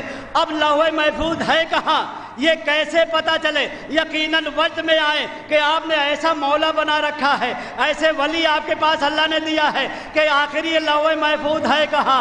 رسول اللہ پر لاکھوں سلام 13 رجب کے دن آئے، ہاتھ کو پھیلایا، علی آغوش میں آئے، آتے ہی فرمایا قرآن سنا دوں، توریت سنا دوں، انجیل سنا دوں، زبور سنا دوں۔ یہ چاروں کتابیں نہیں سنا رہے ہیں، بلکہ علی بتانا چاہتے ہیں کہ لوح محفوظ آسمان پر نہیں ہے، یہ علی کا سینہ ہے جہاں سے توریت آئی ہے، جہاں سے انجیل آئی ہے، جہاں سے قرآن آیا ہے، جہاں سے کتابیں۔ ایک صلوات بھیجا آپ حضرات۔ ساری کتابیں یہاں پر محفوظ ہیں۔ بس یقیناً میں سوچ رہا ہوں کہ آج تمہید کی حد تک رک جائے جائے، انشاءاللہ پھر بحث کو آگے بڑھائیں گے۔ یقین جانیے ایسی بارگاہ میں مرحوم یہاں پر خادم تھے کہ ان کا اتنا بڑا درجہ ہے، اتنی بڑی فضیلت ہے کہ معصومین نے بھی بیان کرتے ہوئے فخر کیا ہے۔ چھٹے امام نے، پانچویں امام نے، چوتھے امام نے، مولا بس اشارہ کر کے جو ہے یقیناً ربط مذہب، چونکہ ہم کو معلوم ہے کہ بڑی دور دور سے تشریف لائے ہیں اور فوراً دوپہر بعد اکثر لوگوں کو نکلنا بھی ہے، اس کا خیال ہے، لہذا اتنے فضائل ہیں، اتنے زیادہ عباس علمدار کے فضائل ہیں کہ اس میں اگر تقابل کرتے ہوئے مولا کو سلام کر کے 2 جملہ عرض کر دیں تو یقیناً میرا مولا راضی رہے گا۔ دیکھیے ہم تقابل بھی کرتے ہیں تو معذرت کے ساتھ، بہت ہی ادب کے ساتھ کہ مولا عباس علمدار میں اور آپ میں دو فرق ایسا ہے کہ قیامت تک بھلایا نہیں جا سکتا۔ آپ کی فضیلت بہت اوپر ہے، عباس کی بھی فضیلت بہت اوپر ہے، لیکن آپ میں اور عباس میں یہ فرق ہے کہ آپ کو رات میں نبی سمجھا گیا، ان کو دن میں امام سمجھا جا رہا ہے۔ اشارہ کافی، عباس علمدار کو دن بھر امام سمجھا گیا، جنگ صفین کے علی لڑ رہے ہیں، علی لڑ رہے ہیں، اور وہاں پر مولا کائنات کو رات میں سوتے نبی سو رہے ہیں، نبی سو رہے ہیں۔ اے مولا، یقیناً آپ نے بھی علم گاڑا تھا، لیکن آپ نے علم پتھر میں گاڑا تھا، عباس نے پانی میں علم گاڑا۔ اے مولا، اتنا فرق ہے، سوار ہے، نہ جانے کیا کیا امید لے کے آتے ہیں، ہم بھی دعا لے کر کے آئے ہیں۔ اے مولا، آپ نے بھی نوازا ہے، اور ابھی بھی نہ دیکھیے نقطہ ابھی میرے ذہن میں آ رہا، لگتا ہے عباس علمدار کی عطا ہے اور بہت بڑی عطا ہے کہ اے مولا یقیناً آپ بھی باب الحوائج ہیں، آپ نے بھی بہت ادا کیا ہے، لیکن آپ میں اور آپ کے بیٹے میں اتنا فرق ہے کہ آپ ہاتھ رکھتے ہوئے دے رہے ہیں، آپ کے بیٹے کے پاس ہاتھ بھی نہیں ہے۔ ہاں، رونے کے لیے ہی جملہ کافی ہے۔ اللہ اکبر، سارے اماموں نے عطا کیا ہے، بہت سے اماموں کو باب الحوائج کہا گیا ہے، یوں تو سارے امام باب الحوائج ہیں، لیکن عباس علمدار کے لیے ملتا ہے کہ آپ عطا کرتے رہے، اور یہ مشہور بھی تھا، دیکھا بھی گیا تھا کہ یقیناً ہاتھ نہیں ہے، جیسا کہ آپ کے لیے مشہور، انشاءاللہ آپ 8 محرم کو یہ کریں گے۔ 8 محرم کو دن بھر لوگ مجلسیں کم کرتے ہیں، آج حاضری کا دن آ گیا ہے، آج حاضری کا دن عباس علمدار کے نام پر حاضری دی جاتی ہے۔ ارے نجم میں ایک عبداللہ نامی تھا، وہ حاضری دیتا تھا، اس کو کسی نے یہ کہہ دیا جس کی بارگاہ میں حاضری دیتے ہو کیا کبھی وہ قبول بھی کرتا ہے؟ اس نے کہا آج حاضری وہی قبول کریں گے جن کے لیے دیتا ہوں، اب میں حاضری کے لیے مجمع پہلے نہیں بلاؤں گا۔ لوگ آتے گئے، ٹالتا گیا، نہیں عباس آ جائیں، عباس آ جائیں۔ ارے جیسے ہی مغرب کا وقت آیا، دیکھا ایک گھوڑ سوار آیا ہوا ہے، ہرا لباس پہنے ہوئے ہے، آ کر کے کہا عبداللہ تیری حاضری قبول ہے۔ کہا مولا بچپن سے میں حاضری دیتا ہوا ایک ہی بات دیکھ رہا ہوں کہ جو بھی آیت اللہ مجتہد آتا تھا ہاتھوں کو بلند کر کے کہے کہ جاؤ حاضری قبول ہے، فاتحہ پڑھ دیا، آپ نے ایسے ہی کہہ دیا۔ ارے یہ بتائیے ہاتھ کو کیوں بلند کیا؟ اشارہ کیا کہ میرے ہاتھ نہیں ہے، ارے میں وہی عباس۔ ہاں آپ رونے کے لیے آمادہ ہے نا؟ 2-3 جملہ بہت زیادہ آپ کو جو ہے مصائب میں آگے تک نہیں لے جانا ہے۔ اللہ اکبر، عباس علمدار کی اتنی بڑی مصیبت کہ خود آپ نے بیان کیا ہے۔ ارے ایک عالم دین نے یہ بیان کر دیا تھا کہ مولا حسین نے پہلے تیر کو نکالا، خون کو صاف کیا، ایک بڑے عالم دین نے ٹوک دیا ایسی روایت نہ پڑھا کرو۔ ارے جیسے یہ کہنا تھا، رات میں خواب میں دیکھا، ارے مجھ پر جو مصیبتیں پڑی ہے، اے عالم دین کیا تجھے سب معلوم ہے؟ ہاں، رونے کے لیے یقیناً یہ جملہ کافی ہے۔ پھر عباس نے اپنی مصیبت کو بیان کیا، کہا تجھے معلوم ہے جب میری آنکھ میں خون بھر گیا، ایک آنکھ میں تیر لگا، ارے تیر سے اتنی زیادہ تکلیف تھی، میرا بازو قلم ہو چکا تھا، بایاں بازو بھی قلم ہو چکا تھا، میں نے موقع دیکھا کہ سامنے کوئی نظر نہیں آ رہا ہے، فوراً اپنی پیشانے کو جھکایا، دونوں دانوں میں تیر کو پھنسایا، ارے جیسے ہی سر کو جھٹکنے کی کوشش کیا، ایک ملعون نے ایسا گرد مارا، عباس تورا کر کے زمین پر آ گئے۔ ہاں عزیزو، آپ اتنا سن کر کے بے چین ہو رہے ہیں، اہل بیت کی اتنی بڑی مصیبت، 40ویں کی مجلس ہے نا، وہاں تک لے جائیں گے، لیکن صرف اشارے میں ہے، اہل بیت پر اتنی بڑی بڑی مصیبت ہے، آپ تھوڑا سا گرمی آ جاتی تو بے چین ہو جاتے ہیں، تھوڑی سی بلا آ جاتی ہے بے چین ہو جاتے ہیں۔ ارے اہل بیت علیہم السلام پر کتنی بڑی بڑی مصیبت آئی آپ کو معلوم ہے؟ اتنی بڑی مصیبت آئی کہ زندگی میں اپنی بینائی کھو بیٹھے، ظاہری طور پر لگ رہا ہے چل رہے ہیں لیکن بینائی نہیں ہے، نظر نہیں آ رہا۔ پہلا جملہ رونے کے لیے کافی ہے، مولائے متقیان کی بینائی گئی۔ ارے کیسے آپ کو معلوم ہے؟ اپنے بیٹے حسن کو بلایا، کہا بیٹا حسن تمہیں معلوم ہے نا کہ تمہاری ماں نے منع کیا ہے کہ جنازے میں سارے لوگ نہ آنے پائے، تو میں نام بتائے دیتا ہوں ان کے علاوہ کوئی نہ آنے پائے۔ ارے جیسے ہی بی بی کا جنازہ اٹھا، چند قدم پر آگے بڑھا،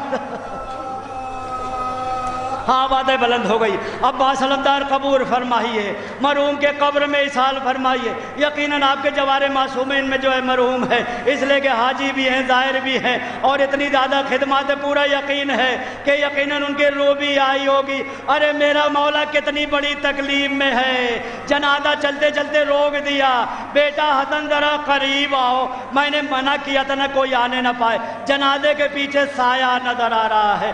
ہاتھ جوڑ لیا حسن نے کہ سایہ نہیں ہے مولا, میری بہن زینب, میری بہن. ارے اپنے گھر سے باہر نکل آئی. یہ پہلی بینائی ہے علی کی مصیبت. ارے دوسری مصیبت کربلا میں ایک نوجوان نیزہ لگا, بوڑھا باپ یا علی یا علی, کبھی گرتے ہیں کبھی اٹھتے ہیں. ہائے نجف والے علی کو پکار رہے ہیں, اپنے بیٹے علی کو پکار رہے ہیں. لگ رہا بینائی چلی گئی. اے میرے بیٹے علی جواب دو. یہ حسین کی بینائی. ارے تیسری بینائی, نوجوان کا جنازہ آیا, خیمے میں رکھا گیا, ساری بیویاں آ گئی. زینب نے دیکھا میری بھابھی نظر نہیں, میری بھابھی لیلا نظر نہیں آ رہی. ارے جو خیمے میں دوڑی ہوئی گئی, کیا دیکھا, کبھی دائنی طرف کبھی بائیں طرف. ارے لیلا تیرے بیٹے کی بارات آئی ہے. اے بھابھی جان سب آ گئی. کہا جیسے ہی میرے بیٹے نے موت کی انگڑائی لی, میری بینائی چلی گئی. اللہ اکبر. لیلا کو لائے گے بس آخری جملہ. عزیزو کتنا بہن بھائی میں محبت ہے آپ کو معلوم ہے. ارے 40ویں کی مجلس ہے, اتنا بھائی چاہتا ہے کہ پہلا زائر. ارے زینب چہلم منانے کے لیے آئی, حسین کی قبر ہلنے لگی. اے جابر میری قبر سے دور ہٹ جا, میری بہن میرا چہلم منانے کے لیے آ رہی ہے. ارے زینب نے آ کے چہلم منایا, گریا کیا, لیکن ایک مرتبہ کھڑی ہو گئی. بیٹا سجاد, بیٹا سجاد, ہاں ہاں آپ سے شروعات ہے, آپ ہی رکھتے تھے اختتام. بیٹا سجاد یہ بتاؤ, ارے سب کی قبریں نظر آ رہی ہیں, آخر میرا بھیا اتنا طویل القامت تھا, اس کی قبر یہاں پر نظر نہیں آ رہی ہے. سید سجاد نے فرمایا پھوپھی اماں ہم آگے آگے چلتے ہیں, آپ پیچھے آئیے. ارے فرات کے کنارے ایک چھوٹا سا گڈھا, ارے قدم رک گئے. سید سجاد کانپنے لگے, ہاتھوں کو جوڑا. اے پھوپھی اماں میرے چچا کی یہی قبر ہے. جناب زینب کانپنے لگی. اے بیٹا میرا عباس بڑا طویل القامت تھا. سید سجاد نے فرمایا اے پھوپھی اماں میرے چچا کو ٹکڑے ٹکڑے کر دیا گیا, جنازہ اٹھ نہیں پایا, ایک چٹائی میں لپیٹ کے میں نے یہیں پر دفنا دیا ہے. ارے بی بی زینب نے اپنے آپ کو گرایا, ایک جملہ فرمایا عباس اٹھو, تمہاری بہن زینب آئی ہے. اگر تم نے کربلا فتح کیا تھا تو زینب کوفہ و شام فتح کر کے. اللہ سے عالم الذین ظلموا انا للہ و انا میرے ذم میں پڑا. اللہم بحق زہرا و بیہا و بالہ بنیہ بحق الحسن والحسین و اخی و امی و بنی و جدی و ابی و من ذریۃ الحسین اللہم ادخلنا فی کل خیر ادخلت فی محمد و آل محمد و اخرجنا من کل سوء ختم محمد و آل محمد صلواتک علیہ و علیہم اجمعین. اللہم نسألک خیر ما سألک به عبادک الصالحون و اعوذ بک مما ابتعد منہ عبادک الرسول. پروردگارا اذان کا وقت ہے, دعائیں قبول ہوتی ہیں اذان میں, اقامت میں, بارش میں اور مجالس کے درمیان. پروردگارا ہم سب کی دعاؤں کو قبول فرما لے. اس مجلس کو پورا اس مجلس کا ثواب مرحوم کے قبر میں اصال فرما دے. بانی محترم سے بینا کو قبول فرما لے, سامعین سے سماعت کو قبول فرما لے. اس مجلس کو ہمارے لیے, سامعین کے لیے, سارے سننے والوں کے لیے ذخیرہ قبر و آخرت قرار دے. پسماندگان کو صبر جمیل و اجر جزیل عنایت فرما. پروردگارہ یقیناً جتنے اس درگاہ میں بیٹھے ہوئے ہیں, میرا دل کہتا ہے کہ ان کی نظریں اس وقت حج پر ہیں. باقاعدہ للچا رہے ہیں کہ پروردگارہ اتنی طاقت و قوت و صلاحیت پیسہ دے دے کہ ہم بھی حج کریں۔ پروردگارہ جتنے بیٹھے سب کو حاجی بنا دے، سب کو اہل عمرہ سے قرار دے دے، سب کو اہل حج سے قرار دے دے، ادبات عالیات کی زیارات سے مشرف فرما، اصل میں قبر عباس کی زیارت کا موقع عنایت فرما دے۔ پروردگارہ کربلائی بنا دے، مولائی بنا دے، حسینی بنا دے، نمازی بنا دے، پرہیزگار بنا دے، متقی بنا دے۔ ساری کائنات میں جہاں بھی مومنین مومنات ان کی جان و مال و عزت و آبرو کو حفاظت فرما، جتنے مقروض ان کے قرضوں کو ادا فرما دے، جتنے پریشان ان کے پریشانوں کو دور فرما دے۔ پروردگارہ کربلا میں اور عراق میں جہاں جہاں بھی مولا حسین کے چاہنے والے، چاہے زینبیون ہوں، عباسیون ہوں یا حزب اللہ ہوں، سب کو سلامت رکھ۔ ایران کے حفاظت فرما، عراق کے حفاظت فرما، ادبات عالیات کے حفاظت فرما، ہمارے مساجد کے حفاظت فرما، آیات اعظام کے حفاظت فرما، مراجع کرام کے حفاظت فرما، ہمارے بالخصوص ہندوستان میں ہماری مسجدوں کے حفاظت فرما، ہمارے حسینیوں کے حفاظت فرما، ہمارے قبرستانوں کے حفاظت فرما، سارے مسلمانوں کے حفاظت فرما، ہمارے امام کے ظہور میں تعجیل فرما دے۔ وآخر دعوانا الحمدللہ رب العالمین۔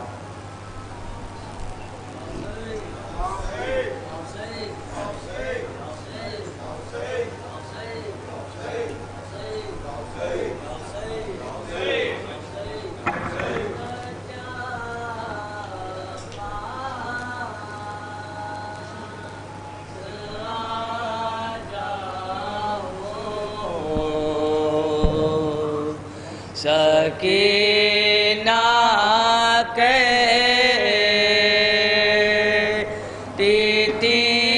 رو کر چچا پاس آ جاؤ، سکینہ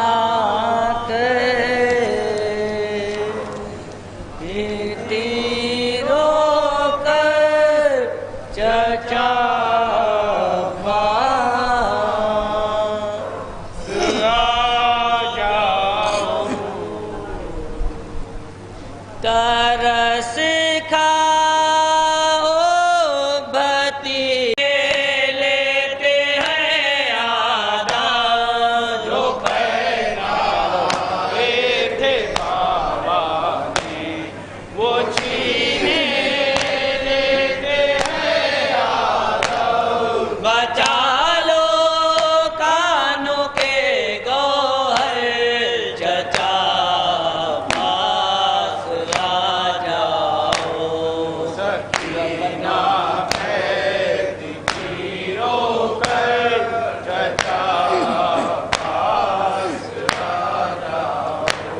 جو اکبر کے لہو سے تر تھی وہ بھی چھن گئی چادر، جو اکبر کے لہو سے تر تھی وہ بھی چھن گئی چادر، پھوپھیا ماہ ننگے سر چچا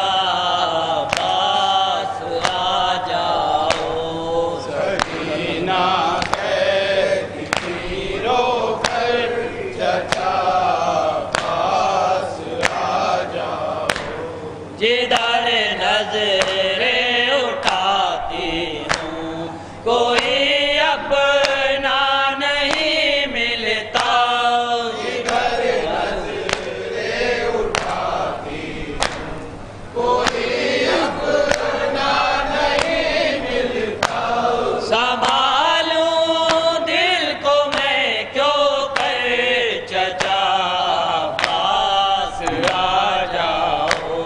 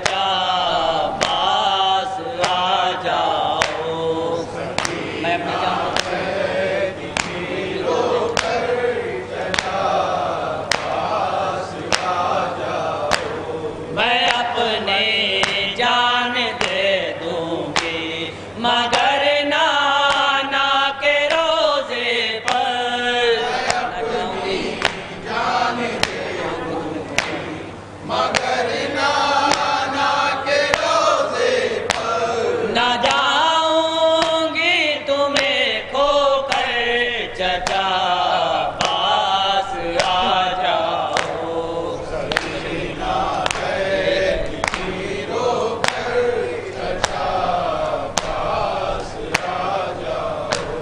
یہی کہہ کے اے مشتاق بنت شاہ روتی تھی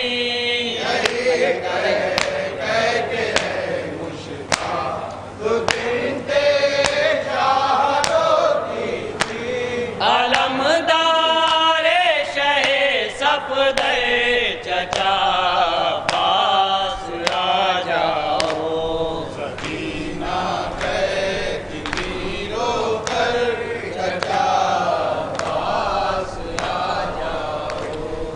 یہ اندھیری رات اور تنہا سکینہ قید میں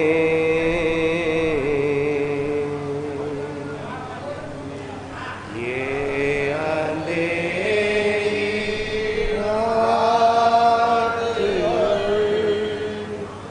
تنہا سکینہ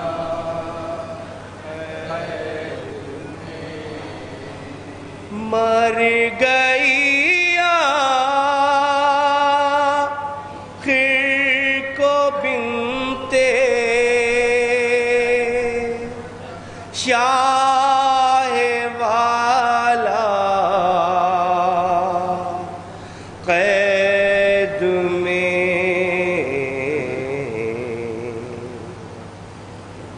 یہ اندھیری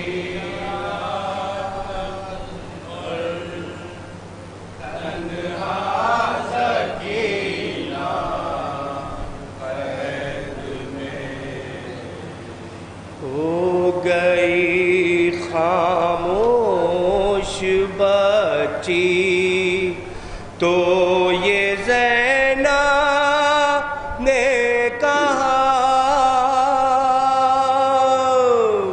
ہو گئی خاموش بچی تو یہ زینب نے کہا کر لیا کیوں تم نے رہنے کا ارادہ قید میں یہ اندھیری رات اور تنہا سکینہ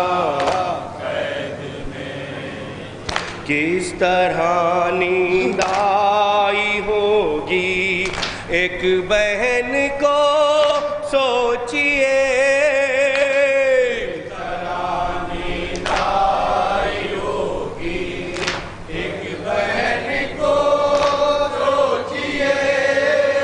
یاد آیا ہوگا جب اصغر کا جھولا قید میں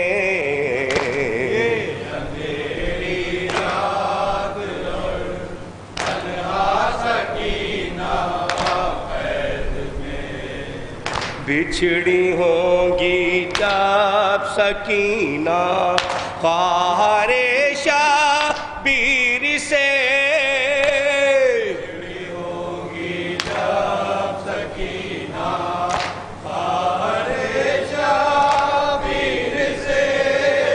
آئی ہوں گی قبر پر رونے کو زہرا قید میں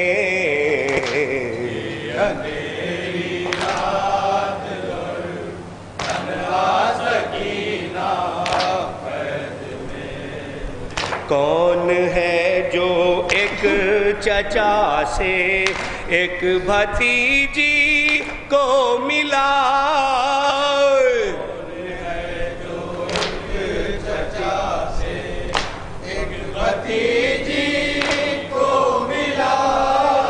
نہر پر عباس ہے تنہا سکینہ قید میں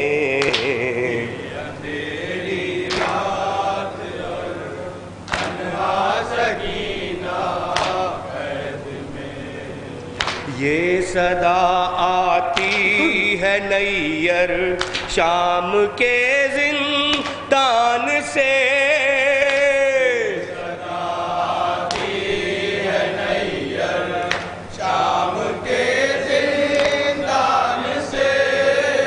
اب سوا تنہائی کے ہے کون اپنا قید میں،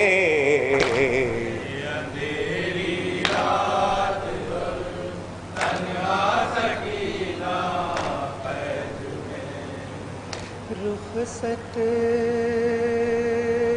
ہوئی جہان سے جب بنتے مصطفیٰ،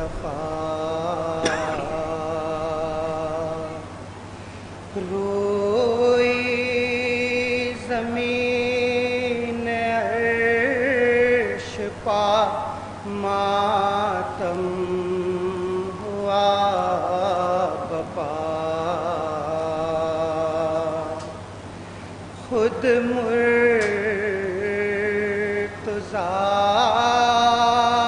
نے بی بی کو غسل و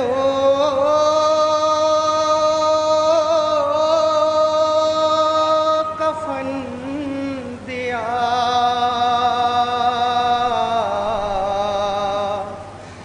دیکھا حسین نے جو جنازہ بطول کا،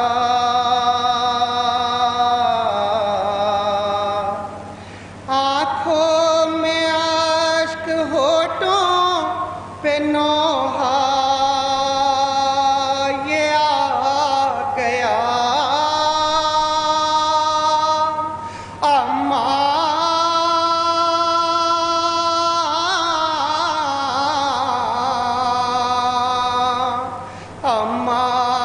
بغیر آپ کے ہم جی نہ پائیں گے، تھا فاطمہ کے غم میں یہ نوحہ حسین کا، اماں بغیر آپ کے ہم جی نہ پائیں گے،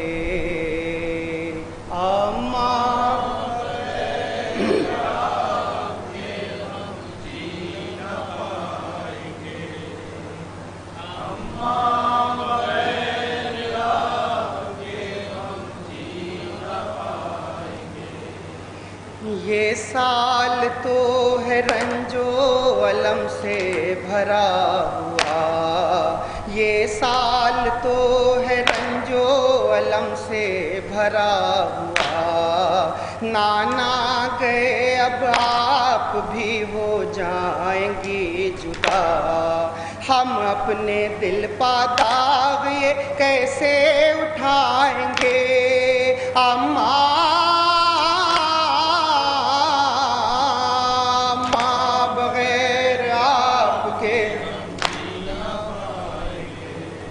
اماں بغیر آپ کے ہم جی نہ پائیں گے، ہوگا ہر ایک لمحہ ہمارے لیے محال، ہوگا ہر ایک لمحہ ہمارے لیے محال، ہم سب کا کون رکھے گا بعد آپ کے خیال، دل ہوگا شخ جب آپ کے حجرے میں جائیں گے، اماں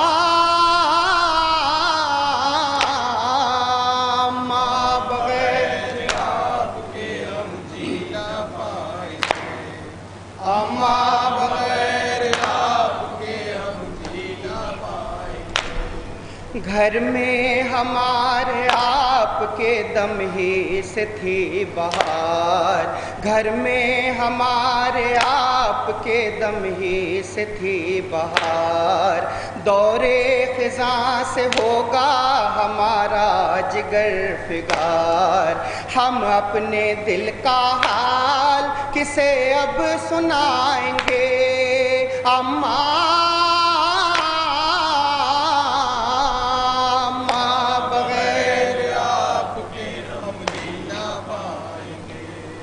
اماں بغیر آپ کے ہم جی نہ پائیں گے، ڈھونڈے گا صرف آپ کو یہ غم کا مار دل، ڈھونڈے گا صرف آپ کو یہ غم کا مار دل، دنیا میں اب کہیں نہ لگے گا ہمارا دل، آنسو بہیں گے آنکھوں سے جب گھر میں آئیں گے، اماں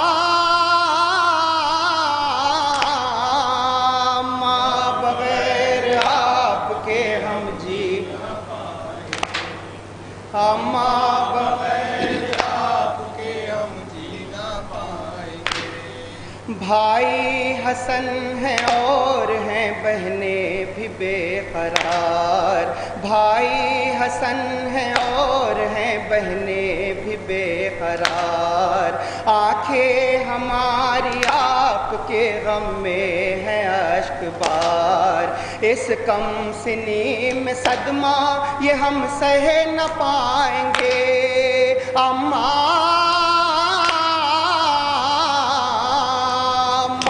بغیر آپ کے ہم جی نہ پائیں گے، اماں بغیر آپ کے ہم جی نہ پائیں گے، شب کو چلے جو لے کے جنازہ بطول کا، شب کو چلے جو لے کے جنازہ بطول کا، مظہر لبے حسین پاپے ہم تھی یہ صدا، لمحے جدائی کے ہمیں ہر دم رلائیں گے، اماں